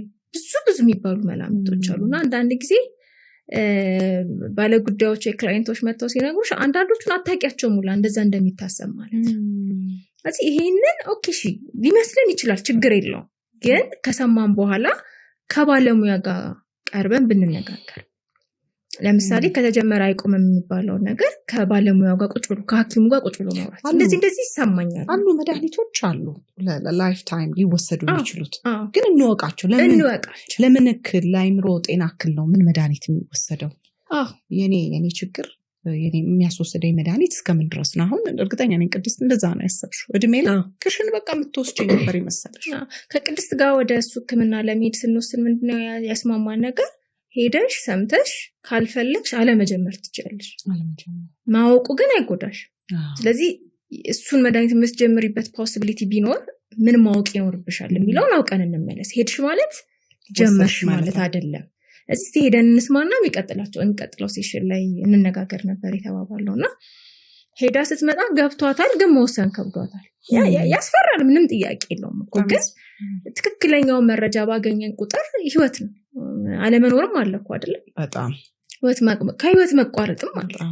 የትኛው ነው የሚሻለው የሚለውን መወሰን መቻል። ከዛ ደግሞ ይሄ ከጥሩ ባለሙያ ጋር መገናኘት፣ ምን ደፍሬ ነው የምለው፣ ትክክለኛ ሐኪም ጋር መገናኘት። ለሚያስፈልገን ጨጓራሽን አሞሽ የኩላሊት ሐኪም ጋር ብትሄጂ አይረዳሽ ወይ ኩላሊትሽን አሞሽ የሆነ የቆዳ ሐኪም ጋር ብትሄጂ አይረዳሽ። ለታመምነው ህመም ጋር ሊያግዘን የሚችል ባለሙያ ማግኘት ትልቁን ድርሻ ይወስዳል ያስባለሁ። ስለዚህ የአእምሮ ጤና እንደማንኛውም የአካል ህመም በተለያየ በመድኃኒትም ትሪት ይደረጋል፣ በንግግር ህክምናም ትሪት ይደረጋል፣ ያጋጥማል፣ ይታመማል፣ ይታከማል፣ ያገግማል። ልክ እንደ አካል ማለት ነው፣ እንደ አንድ የሰውነት ክፍል። ፕሮግረሱን ስታይ ምን አልሽ? እንዴት ነበረ? በጣም ያስደስታል። ቴራፒ ስራ ላይ ደስ የሚለው የክላይንቶችሽ የደንበኞችሽ ፕሮግረስ ነው። እና መጀመሪያ ያየሽው ለውጥ አለባበስ ነው? መጀመሪያ እሺ ማለት ጀመረች። ማረግ ያሉባት ነገሮች ለማረግ ፈቃደኛ እየሆነች መጣች። ራሷን ለመጠበቅ ሻወር ለመውሰድ። እንግዲህ አሁን ሻወር መውሰድ ቶፒክ ሲሆን እኮ በራሱ ያማላ እንደሰው፣ ግን በቃ ይሆናል ህይወት ላይ አንዳንዴ ምንም አናደርግም። ሳሳት ኳርሚ ባለቤቴ የጻፍሽው ጽሑፍ አለ እዚህ ላይ፣ እንዲሁም በኋላ ላይ ያነበዋለሁ። ባለቤቴ ነበረ ገላይንም የሚያጥበኝ። መታጠብ አቅቶሽ ልክ ነኝ አይደል? አልፈልግም በጣም ግን ማለት አልፈልግም መታጠብ ማለት ቀላሉ ነገር ነው። በጣም ደግሞ የምትደሰችበት ነገር ማለት ታጠቢ። ግን ያንን በቃ አላስብም። እኔም አራት አልታጠብም፣ ልጄንም አላጥም። የሁሉንም ልጆቹንም የሚያጥበው እኔንም የማጠብ ኃላፊነት አለበት ማለት ነው። እዛ ራሱ ወስዶ ለማጠብ ብዙ ሎቢ ተደርጌ ነው በብዙ እዛ ጋር ለመድረስ እናንትን ለማለት ሰው ውስጥም ለቅሶ አለ፣ እየታጠብኩ ማለቅሳለሁ ማለት እንዴት ለምን የሚል ነበር መጀመሪያ ላይ የነበረኝ ነገር። ለምን እኔ በቃ ለምንድን ነው ይሄን ማድረግ ያቃተኝ? ለምን ቤቴን ማኔጅ ማድረግ አቃተኝ? ለምን ልጄን በአግባቡ መያዝ አቃተኝ? ለምን ምንድነው የማስበው? ምንድነው የጎደለኝ? መልስ ግን የለኝም። በጣም ብዙ ጥያቄዎች ይመጣሉ፣ መልስ የለም። በጣም ምናልባት እቺን ነገር ባነባት ደስ ይለኛል። በነገራችን ላይ ቅድስት በቃ ጥሩ አድቮኬተር ሆናለች። በጣም ራሷም ሂል ካረገ ከዚህ ነገር ውስጥ ከወጣች በኋላ ብዙ እናቶች ብዙ ሴቶችን ታበረታታለች። እንዲያውም ተስፋ እንጥልባታለን። እንደዚህ አይነት የሆነ ማህበር ትመሰርቻለሽ ብለንና ሰኒ ተስፋ በጣም ጥለናል። እና እናቶች ወግ ላይ ቆንጆ ጽሁፍ አጋርታናለች። እኔ በጣም ነው የወደድኩት። በስማም ረጅም ነው። ምናልባትም እኔ ፖድካስት ላይ ፈቃድሽ ከሆነ ሼር ባደርገው በጣም ያወራሻቸው ነገሮች ናቸው። ግን እዚህ ላይ ምን ብለሽ ጽፈሻል? እንደ ሴት ሰውነቴንም ሆነ ፀጉሬን መታጠብ፣ ጥርሴን ጥፍሬ ቀረ፣ ብቻ ምን ልበል በቁሜ ከህይወት ጋራ ተፋታን። እድሜ ስጠው የልጅነት ባሌ ልጆች አባት ተረድቶኝ ነበርና ሳይሰለች ሰውነቴን፣ ፀጉሬን፣ እግሬን እያጠበ በግድ ከቤት ይዞኝ እየወጣ ወክ ወይንም የእግር ጉዞ እናደርግ ነበረ። በዚህ ሁሉ ውስጥ ግን የፈጠረኝ እግዚአብሔር እጠራው ነበር። አብዝቼ ጸልያለሁ። እባክህን ከዚህ ጉድ አውጣኝ፣ አድነኝ እላለሁኝ። ዘውትር ነፍሴ ትቃትታለች። ይህ ነበር ስሜትሽ? አዎ፣ ይህንን የጻፈችውን ልጅ በዚሁ አጋጣሚ በመሰገናት ደስ ይለኛል። እባክሽን እናቶቹ ላይ ነው ማየትና የምጽፋቸው ጽሁፎች ደስ ይሉኛል። የሚያስተምሩ ነገሮች ናቸው። በኋላ ላይ ሳወራት ሶሺዮሎጂም ነገር እንደተማረች ነገረችኝና ቆንጆ ነው የጻፈችበት መንገድ። ይህንን ብዙ ነገሮቿን ስለምከተል ላኩል ይሁን ነገር ልንገርሽ ስላት ኦዲዮ ላኪልኝ ቴሌግራም ላይ አለችኝ። ወደ 16-17 ደቂቃ ነው እያንዳንዱን የነበረኝን ነገር እኔ ድምፅን ላኩላት። እሷ ናት የጻፈችው። ሰላም ትባላለች። ሰላም ግርማ ስብሃቱ ትባላለች። እናቶች ወግ ላይ በዚሁ አጋጣሚ በጣም አመሰግንሻለሁ ልላት እወዳለሁ። እሷ ናት በጣም ብዙ ሴቶች ብዙ እናቶች የሚያዩት ፔጅ ስለሆነ ለብዙዎች ተደራሽ ይሆናል። ዛሬ አጋጣሚ እንደውም ቁጭ ብዬ ሻይ እየጠጣሁ አንዲት እናት እኔ በጣም 2 ልጅ አለኝ። አንድ ልጅ ያን እንዳመት ከ3 ወር አሁን ደግሞ 2 ወር አራስ ነኝና በጣም ድብርት ሊገለኝ ነው፣ በጣም ሙች የሚል ስሜቱ ላይ ነኝ ምናምን ብላ የሆነ ነገር ጽፌላታለሁና ያስተምራል። በጣም እኔ በዛ ጭንቀት ውስጥ ሆኜ ማሰብ የነበረው በቃ ከዚህ ስሜት ወጥቼ ምንም በቃ ለማንም ለመንገር ለማገልገል ሰዎችን ለመርዳት አይዟችሁ ለማለት አይዞሽ እኮ ከመውደቅ ያድናል አይደል? ያንን ለማለት ለራሴ ለእግዚአብሔር የገባው ቃል ኪዳን ስለነበር ኦልሞስት ደህና ነኝ ብዬ ባሰብኩ ጊዜ ነው ለሷ ነገርኩ። ለሷ ከነገርኩ በኋላ ደግሞ በዙሪያ ያሉ ሰዎች ሼር አረኳቸው፣ እናንተንም ጨምሮ ማለት ነው። በዚሁ ወደ ሰኒ ነው የምንመጣው። አስቋርጫታለሁኝ ፕሮግረሱ ላይ ለውጡ ላይ እቺን ነገር ደግሞ ላንብባትና ለውጡን ደግሞ ትነግሪኛለሽ። እሷ የጻፈችው ነገር አይተሽዋል ወይ? እግዚአብሔር ይመስገን የተወኩትን ቤቴን፣ ልጆቼን፣ ስራዬን ማየት መከታተል ጀመርኩ። ይህንንም ገጠመኝን በአንድ ትልቅ ሬዲዮ ጣቢያ ላይ ቀርቤ ተሞክሬን ሁሉ አካፍዬ አውቃለሁኝ። ነገር ግን ይህ ብቻ በቂ መስሎ አልተሰማኝም። ምናልባት ከወሊድ በኋላ በሚፈጠር ድባቴ የምትሰቃይ አንዲት እናት እንድትማር ስለምፈልግ ነው። እንደሰማሁት ብዙ እናቶች ከወሊድ በኋላ ራሳቸውን ያጠፋሉ፣ ቤትና ልጆቻቸውን ጥለው ይሄዳሉ፣ ትዳራቸውን ይፈታሉ። ብቻ በጣም ብዙ ኪሳራ ይደርስባቸዋል። ይሄ ስሜት ወደን ሳይሆን በቃ በራሱ ጊዜ የሚመጣ ነው። ስንት ባሎች ይህንን ችግር ይረዳሉ? ምን ያህልስ ይንከባከቧቸዋል? ብላ ነው። በጣም ረጅም ነው። ቁርጬ ቀንጭቤ ለውጦቹ እንዳለችው ዜር መስከም ብላለች። በጣም ማድረግ ያሉባትን ደህና ለመሆን ማድረግ ያሉባትን ነገር ማድረግ ጀመረች። አሁን በጣም ትልቁን ነገር ይኸውልሽ ቲጂ እዚህ ጋር ማየት አለብን ብዬ የማስበው ነገር እንግዲህ የቅድስት ህይወት ላይ ስንመጣ ትዳሯ ጥሩ ነው፣ ባሏ በጣም ሰፖርቲቭ በጣም ግን ደግሞ እንደዛም ሆኖ ሪከቨር ማድረግ አልቻለችም። ለዛ ነው እኔ በጣም ግለሰባዊ የሆነ ኃላፊነት መውሰድ ያስፈልገናል ብዬ ጫን ብዬ የምናገረው። ትሪት እያረጋት ያገዛት መሆን ያለበትን ሁሉ እየሆነ ኦፍኮርስ እሱ በጣም ትልቁን ድርሻ ይወስዳል፣ ትልቁን ጥቅም ይወስዳል። እሷ በስና ራሷ ላይ መስራት ስትጀምር ነው ለውጡን ማየት የጀመረች። በቃኝ ብላ መውጣት ስትጀምር ነው። ለምሳሌ እሱ ቴራፒ ይዟት ይመጣል። ቴራፒ መታ ግን ውስጥ ለምንነጋገረው ነገር ግን ለማድረግ ፈቃደኛ አልነበረች። ብትመጣ እሷ ፈቃደኛ እስካልሆነች ድረስ የነበረው ትሪትመንት አያግዛትም ማለት ነው። ስለዚህ ከዛ በኋላ ማድረግ ጀመረች። ሰውነቷ ላይ የሚሰማትን ስሜቶች ትሪት ማድረግ ጀመርን። ይሄ የጅማጅራቴን ይዘኛል፣ ጉልበቴ አካባቢ እጄ ይከዳኛል የምትለውን ትሪት ማድረግ ጀመርን። እሱ በጣም ለውጥ እያመጣ መጣ። ሰው መገናኘ ሰው እናገኝ ስንባል ስፔሲፊክሊ ሰዎች ስም እያነሳን ነበር። ከሌ የሚባል ሰው በዚህ ሳምንት ከሌ የምትባል ቀለይ ከዚህ ሰዓት እስከዚህ ሰዓት ይዚህ ቀለይ እነዚህ ሁሉ ማድረግ ስንጀምር ሶሻላይዝ ያደረገች መጣች፣ ደህና እየሆነች መጣች። ከዛ ትልቁ ነገር የረሳቻቸው ህይወቷ ላይ ግን ጠባሳ ጥለው ሊያልፉ ይችላሉ ብላ የምታስባቸውን ነገሮች ማስታወስ ጀመረች። በዚህ እድሜ እኮ ግን እንደዚህ ነገር ተፈጥሮ ነበር፣ እንደዚህ ሀብን አድርጎ ነበር፣ ይሄ ነገር ከብዶኝ ነበር እኮ ይኖርኩት፣ ከዚህ ጋር የሚገናኝ ነገር አለው ብለን ማውራት ጀመር። ከዛ ወደ ኋላ እየሄድን ብዙ ነገሮችን አድሬስ ማድረግ ጀመር። ከዛ ከባለቤቱ ቤቷ እንዳለችው እሱ ጋር እንደገለጸችው አሁን ጥሏት ቤት አስቀምጠሻ ስትሄጂ አይነበረው ፋቲ በጣም ከባድ ነበር። እሱ መቀበል ጀመረች። ቤት አስቀምጣት መውጣት ጀመረች። ሩቲኗ ቀጠለ። ስሜቶቿን፣ አስተሳሰቦቿን፣ ባህሪዎቿን ማየት ጀመርን። ከዛ የረሳቻቸው ሜሞሪዎችን መምጣት ጀመሩ።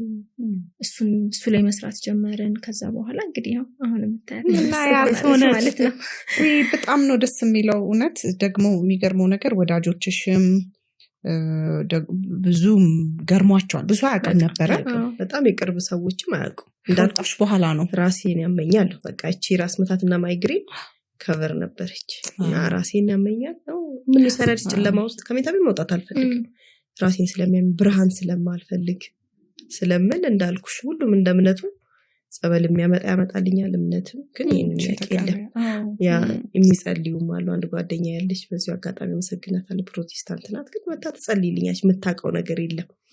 ግን ያው ታምሞኛል ራሴን ነው ስለምላት ጸሎት ሁሉም በየእምነቱ ጸልዩልሻል። በዙሪያ የነበሩ ሰዎች እንዳቅማቸው ይሄን አርጊ ያን አርጊ ዲቴይሉን ባያውቁ አሁን ይሄንን ነገር እስክገልጽ ድረስ ማንም አያውቅም።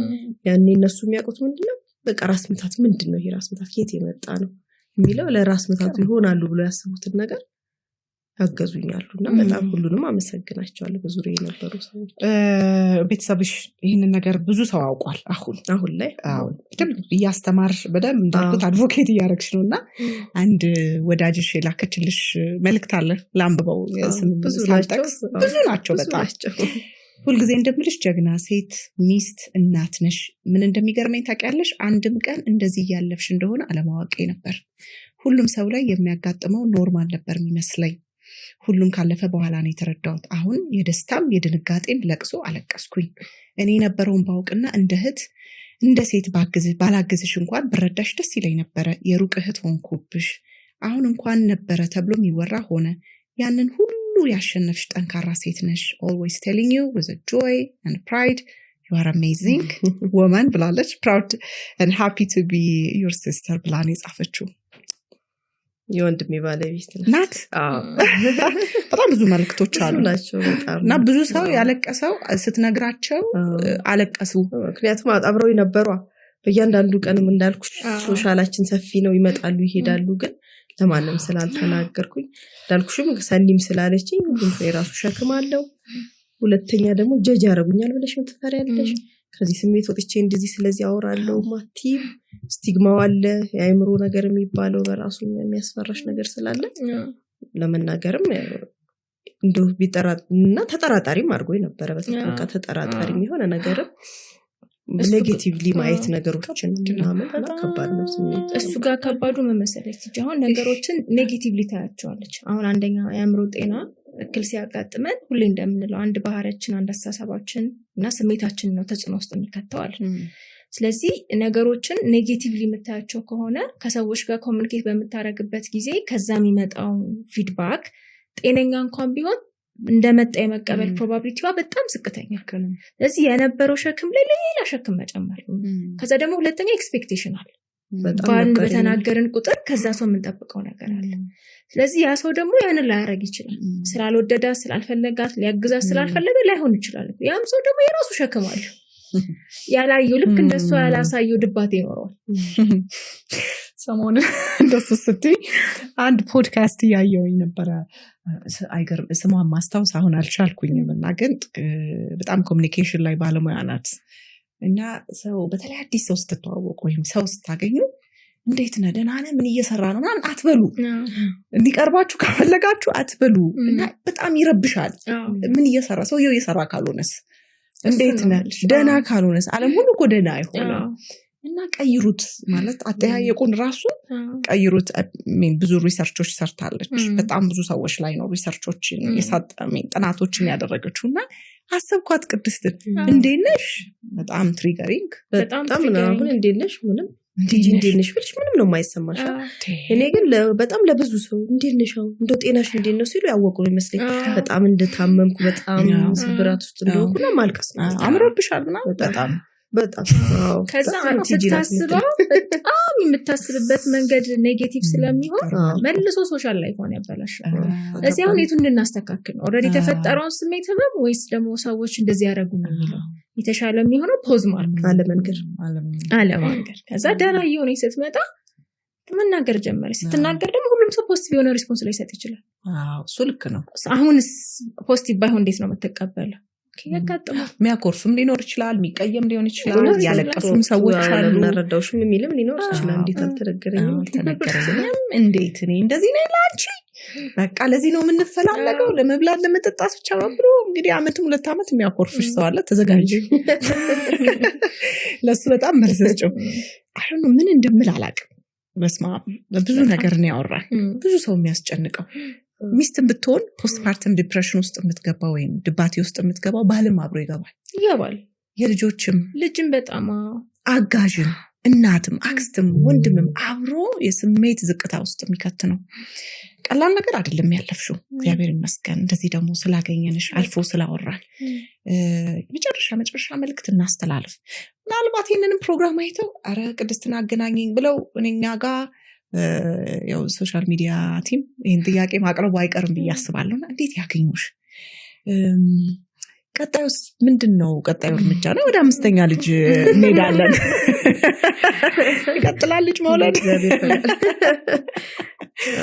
እንግዲህ እግዚአብሔር ይመስገን። እኔ እንዳልኩሽ ነው የሆነ ቢወራ ቢነገር የማያልቅ ነው እና አልፌም እዚህ ደርሼ ፍጹም አላሰብም። እኔ አስቤም አላውቅም። ነገ የሚባል ነገር እኔ ህይወት ውስጥ አልነበረም። በቃ ያቺኑ ቀን የዛሬዋንም እየኖርኩ አልነበረም። እንኳን ነገ ላስብ በለቱም እየኖርኩ አልነበረም። እግዚአብሔር ግን ይመስገን ዛሬ ደርሻለሁ። በዚህ ሁሉ ውስጥ ያገዙኝ የረዱኝ ከጎኔ የነበሩት ቤተሰቦቼን ሁሉ አመሰግናለሁ። በተለየ ባለቤቴ ቅድም እንዳላችሁት ነው የኔ መታመም የኔ ብቻ አይደለም። የኔ የሚማቀው ፊሊንጉ የሚሰማኝ ስብራቱ ምኑ ህመሙ የሚሰማኝ እንጂ እሱ ደግሞ እኔ እኮ እሱ ላይ እየገለጽኩ ነው ስሜቴ፣ እሱ ላይ እያለቀስኩ ነው፣ እሱ እያጠበኝ ነው። እሱ ግን ከብዙ ጫናዎች ጋር ብቻውን እየታመመ ነው። ለኔ ስሜቱን አያጋራም። ምክንያቱም ሁሌ ደስተኛ ለመምሰል ነው የሚሞክረው። በዛ ስሜት ውስጥ የልጅሽ እናት ባለቤትሽ ቤተሰብሽ እየታመመ ማንም ደስተኛ ሊሆን አይችልም። ምክንያቱም ነገ ምን ሀፕል ሊያደርግ ይችላል፣ ይሄ ነገር መቼ ነው የሚቆመው የሚለው ራስ መታት ነው ለሱ። ያንን ሁሉ ያልፈን ከብዙ ውጣ ውረድ ነው እዚህ የደረስነውና ዛሬም ደግሞ ይሄ አስቸጋሪውንም ጊዜ ከእግዚአብሔር ጋር ይሄንን ሁሉ ያደረገው እግዚአብሔር ነው።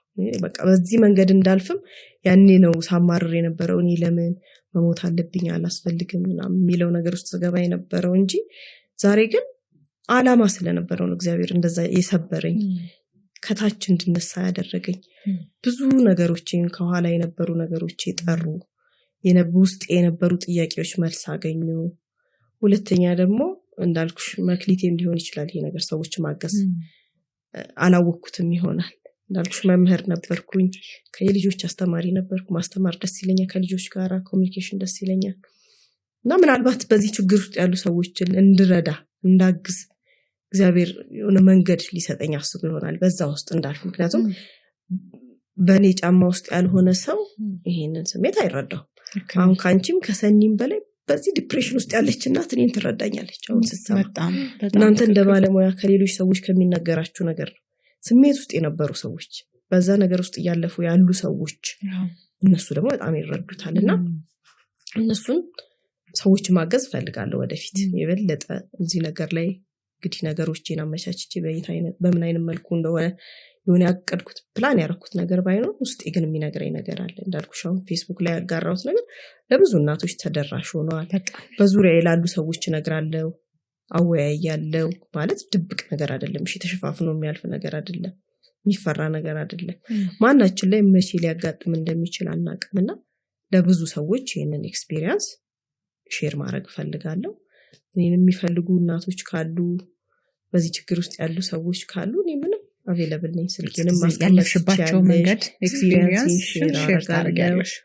በዚህ ውስጥ ሁሉ ግን አሁንም ደግሜ እላለሁ ከእግዚአብሔር በታች ያገዙኝ አይዞሽ ያሉኝ ያበረቱኝ ሁሉ አመሰግናለሁ። ዶክተር ዳዊትን፣ ሰንዬን፣ እዛ ውስጥ የነበሩ የግሩፕ ቴራፒ ላይ የነበሩትን የእናንተን ስታፎች፣ አሌክስን ፋና ላይም ቀርቤ ነበረ። አሌክስ እርቅ ማዕድ ላይ ቀርቤ ያለው ፋና ላይ እዛና ሁሉም ፖዚቲቭ የነበሩ ሰዎችን በጣም አመሰግናለሁ። ልጆቼን፣ ባለቤቴን፣ ወንድሜ በተለይ አንድ ወንድሜ በጣም አብሮኝ ይሰቃይ ነበር። ነግራት ነበር ለሰኒ ማለት እንዳልኩሽ ነው። ይሄ ስሜት ከወንድ ይልቅ ለሴት ቅርብ ነው። እህት ብትኖርሽ ኖር አይደል ይመስለኛል። የሆነ ሴት ሆነሽ የምትጋሪው ስሜት ይኖራል አይደል? ሴት ለሴት የምትጋሪው ለሌላ ለመንገር ያው ያልኩሽ ነገር የተወሰነ አህል ነግሬያቸው በራሱም ያልተረዱኝ ሲመስለኝ ስሜቱን በሚፈጥርብኝ ነገር የራኳቸው ሰዎች አሉ። ትንሽ ሃይላይት አድርጌ ተውኳቸው። ለሱ ግን ከአቅሙ በላይ ነበር ሳሸክመው የነበረው። ኢሚዲየት ተከታይ ወንድሜ ነውና በቃ መልስ የሌለው ጥያቄ ነበር በጠይቀው። በየቀኑ ሲመጣ ማልቀስ ነው። ሳየው አለቅሳለሁ፣ ሲደውል አለቅሳለሁ፣ ሲጨንቀኝ ቴክስት አደርጋለሁና በዛ ውስጥ ሁሉ አብረውኝ ያለፉ ስማቸውን የጠቀስኩም ያልጠቀስኩም ሁሉ ቤተሰቦቼን፣ እናቴን ሁሉንም አመሰግናቸዋለሁ። ባለቤቴ ቤተሰቦች በጣም ቅርብ ነበሩ ለኔ። እህቶቹ ያግዙኝ ነበር። በተለይ አንድ ታናሽ እህቱ አሁን እንደውም እንትን እያረኳት ነው፣ እየሰራኋት ነው አይምሮዋ ላይ ሳላስበው ጎድቻት ይሆን። ምክንያቱም መውለድን ትፈራ ይሆን ይችላል። በጣም ቅርብ ሲሆኑሽ ቅርብ ናት። በጣም ቅርቤ ስለሆነች ታያለች፣ ስትመጣ ሳለቅስ ታያለች፣ አወራታለሁና ይቺ ልጅ ግን አስፈራራኋት ይሆን እንደሚል አሁን እንደውም እንደዚህ ስለሆነ አላገባችም፣ ገና ትንሽ ልጅ ናት ከማለት አንዳንዴ ከማይገባትን ሸክም ያሸከምኳት ስለሚመስል ወድሻለሁ ፍርዬ እላታለሁ። በጣም ብዙ ነገር አብራኝ ነበረችና በጣም ነው የማመሰግነው። አሁን በጣም ደስተኛ ነኝ። አሁን እንግዲህ ደስታዬ ይገለጽ ይሆን ፊቴ ላይ አዎ እንባሽ ሁሉ አይንሽ ላይ አዘኔ በጣም ነበረ ሰኒ ጋር የሚታይ ነው የነበረው ስብራት። አሁን ግን ደስተኛ ነኝ። እንቅልፌን ተኛ ነኝ። እንቅልፍ ለኔ ህልም ነበር። ሰው ተኝቶ ሲያድር በጣም ህልም ነበር ለኔ። እንዴት ነው መተኝቼ ማቅቆ አይመስለኝም። ምናልባት 3-4 አመት ያልተኛሁት ከዛ በፊት ያሉትን ተኝቼ ማቅ ስለ እንቅልፍ ጎግል ማድረግ እንቅልፍ ከተባለ ጆሮ መስጠት ነው። አሁን ለጥሜ ነው ማድረው ያካካስኩት ነው። ለዛ መስታመታት ያልተተኙት ይገርም ነው። በደንብ እግዚአብሔር ይመስገን በጣም ደስተኛ ነኝ። እግዚአብሔር ይመስገን። በዚህ ውስጥ ደግሞ እናንተንም አይምሯችሁን ጠብቁ፣ በጤና በሰላም ሌሎችን ሰዎች እንድትረዱ ያረጋችሁ እግዚአብሔር ይመስገን። እድሜና ጤና ይስጣችሁ። አሜን። ተባረኩ። አሜን አሜን። ለእናንተ አይነት ሰው ያብዛልን ነው የምለው። ሌሎች እንግዲህ ለእናቶችም ለሴቶችም የምለው ይህን ስሜት ቤት ውስጥ አፍነው እንዳያቆዩት፣ እንዳይጎዱበት ሼር ማድረግ አለባቸው። ማለት ቢያንስ ስለሚቀርባቸው ያግዘኛል ብለው ለሚያስቡት ሰው ማጋራትና ሕክምናም እንዳለ ቴራፒም እንዳለ በቃ መዳን እንዳለ ማወቅ አለባቸው። ነገ የተሻለ ቀን ይሆናል። ሰው ስሜት ውስጥ ራሳቸውን አያቆዩት ነው ማለት። አመሰግናለሁ። በጣም በጣም አድርጌ ነው የማመሰግነው። ሰኒ አንድ ነገር ማለት ፖስትፓርተም ዲፕሬሽን ይታከማል። መጨረሻ ይታከማል። ትክክል። እንደተሰማን ቶሎ ብንመጣ ሞር ትሪተብል ይሆናል። ጊዜ ባንሰጠው፣ ብዙ ነገሮች ውስጥ ባንገባ ኢትስ ኦኬ ብለን ባናልፈው ቶሎ ከመጣ ቶሎ እናከመዋለን። የሚታከም ነው። ይታከማል። መታከም ደህና መሆን ይቻላል። የመጀመሪያ እሱ ነው። ሁለተኛ እንግዲህ አብሮ የሚኖሩ የትዳር አጋሮች፣ ጓደኞች፣ ቤተሰብ ይህንን ስሜት መረዳት ቢችሉ የበለጠ እዚህ ስሜት ውስጥ የሚያልፉ ሰዎች እርዳታ ስለሚያስፈልጋቸው ማገዝ ቢችሉ ትልቁን አስተዋጽኦ ይይዛል ብዬ አስባለሁ። ከዚህ ሁሉ ግን የጉዳዩ ባለቤቶች ሁሌም ብለው ማለት ነው ይህ ስሜትን ኤክስፒሪየንስ የሚያደርጉ ሴቶች፣ እናቶች ግን ከማንም ሰው ከሚፈልጉት ትኩረት በላይ ያንን ትኩረት ለራሳቸው መስጠት ቢችሉ፣ መታከም አለብን ብለው ቢወስኑ ቢወጡ ብዙ ነገሮችን መቀየር፣ ማዳን፣ ማስተካከል ይቻላል ብዬ አስባለሁ። እና ፖስትፓርተም ዲፕሬሽን ይታከማል። ብቻችሁን መሰቃየት የለባችሁም። እንግዲህ አሁን ይህንን ፕሮግራም የምትከታተሉት ውድ ተመልካቾቼ ሰኒም እንዳለችው ቅድስትም እንዳለችው ማለት ነው ፖስትፓርተም ዲፕሬሽን ወይንም ከወሊድ በኋላ የሚመጣ ድባቴ ይታከማል፣ ይታገዛል። ብቻችንን ቤታችንን ዘግተን ማልቀስ አይጠበቅብንም። ይሄ ትልቅ ተስፋ ነው። በነገራችን ላይ ዛሬ ያደረግነው ውይይት እውነት ለመናገር ብዙ ሴቶች፣ ነፍሰ ጡር ሴቶች፣ የወለዱ ሴቶች፣ ለመውለድ ያሰቡ፣ ለማግባት ያሰቡ ሴቶች ቢያዩት ደስ ይለኛል። ልክ እንደ ህይወት መነሻ ኤክስፔሪየንስ ወይም ልምድ እንዲቆጥሩት በጣም ጥሪ ያቀርባለሁ። ዙሪያችሁ ላይ ሴቶች ካሉ ምክንያቱም ያላገቡም ቢሆኑ ነገ እናቶች ይሆናሉ፣ ነገ ሚስቶች ይሆናሉ። ይህን ብታዩት ብትመለከቱት፣ ወንዶችም ባል ለመሆን የተዘጋጃችሁ ካላችሁ ይህንን ቪዲዮ ብትመለከቱት፣ ሼር ብታደርጉት። ምክንያቱም ነገ የምታገቧት ሚስት ይሄ ድባቴ ሊያጋጥማት ይችላል። በየትኛው መልኩ እርግጠኛ መሆን አንችልም። ይህን ቪዲዮ እንድትከታተሉት እኔም ጥሬን በጣም አቀርባለሁኝ። ምናልባት ቅድስትን ስልክ ቁጥር እናስቀምጥ ይቻላል። ደስተኛ ነኝ። ሰዎች አሁን አላማ ሰዎችን ማገዝ ነው። ሰዎችን ጨለማ ውስጥ ያሉ ማለት ጨለማውንም ብርሃኑንም ሁለቱንም ስላየሽ ትንሽ አይዞሽ ማለት በራሱ አይዞሽ እኔም ነበርኩኝ እዚህ ውስጥ ነበርኩ የሚለውን ከራሴ መናገር ስለምፈልግ ፈቃደኛ ነኝ። ስልክ ማስቀመጥ ይችላል። በጣም በጣም ሰፖርት ግሩፕ እንዲኖር እኛም በጣም እናበረታታለን። እዚህ ስክሪን ላይ በተቀመጠው እንግዲህ ስልክ ቁጥር ደውላችሁ አረ ነገር እየተሰማኝ ነው እንዴት ይሻላል ብላችሁ ብትጠይቋት ልምዷን ትነግራችኋለች። እና አንዳንዴ ደግሞ ይሄ ኤምፓቲ ይፈጥራል። እናንተ ችግር ውስጥ እናንተ ጫማ ውስጥ የቆመ ያለፈ ሰው እኛ ባለሙያዎች ከምንናገረው ይልቅ ቅድስት እንግዲህ የቻልኩትን ያክል ስልክ አነሳለሁ ብለሻል። ብዙ ስልኮች እንደሚደወሉ ተስፋ አደርጋለሁ። ከዛ ውጭ ይህ ስሜት የሚሰማችሁ ሰዎች ባካችሁ ስነ ልቦና ሕክምና ባለሙያ ቴራፒስት አገኙ። ከዛ ውጭ ደግሞ የስነ አእምሮ ሐኪሞች ጋር በጣም በአፋጣኝ ሄዳችሁ እገዛ እንድታገኙ በዚህ አጋጣሚ ጥሬን በደንብ አድርጌ አቀርባለሁኝ። ሰኒ ቅድስትዬ በጣም እግዚአብሔር ይስጥልኝ። እኔም ተማርኩኝ ብዙ ትምህርት ማለት ነው። ሳልወልድ በፊት ቢሆን ልጆቼ ካደጉ በኋላ ሆነ ሪቨርስ ማድረግ ቢቻል ለሰኒ ይጠቅማታል። ገና ወደ ልጆች እናትነት ስላልመጣች ሰው ተንባርጎ ይጠቅማል ብዬ አስባለሁኝ። በጣም አድርጌ ነው ማመሰግናችሁ። ባለቤትሽንም በጣም ነው ማመሰግነው። እግዚአብሔር ይስጥ። የእውነት በዚህ መረዳት ውስጥ አውቀውም ይሁን ሳታውቀው ይስተህን አግዛታል። ብዙ ወንድሞች እንዲኖሩ እንፈልጋለን። ሴት ስለሆንኩኝ ብቻ አይደለም። ከባድ ነው፣ ህመሙ ከባድ ነው። ገላ መታጠብ ያስጠላል። ለተለት እንቅስቃሴ ማድረግ ያስጠላል። ለዚህ ውድ ባለቤትሽንም ዮሐንስን በጣም አድርጌ እጅግ አድርጌ አመሰግነዋለሁ። ሰኒዬም በጣም በርቺልኝ ቅድስት የማመሰግናለሁኝ። መልካም እንግዲህ የህይወት ጉዞ እመኝልሻለሁ። አመሰግናለሁ ስለተከታተላችሁ ውድ ተመልካቾች።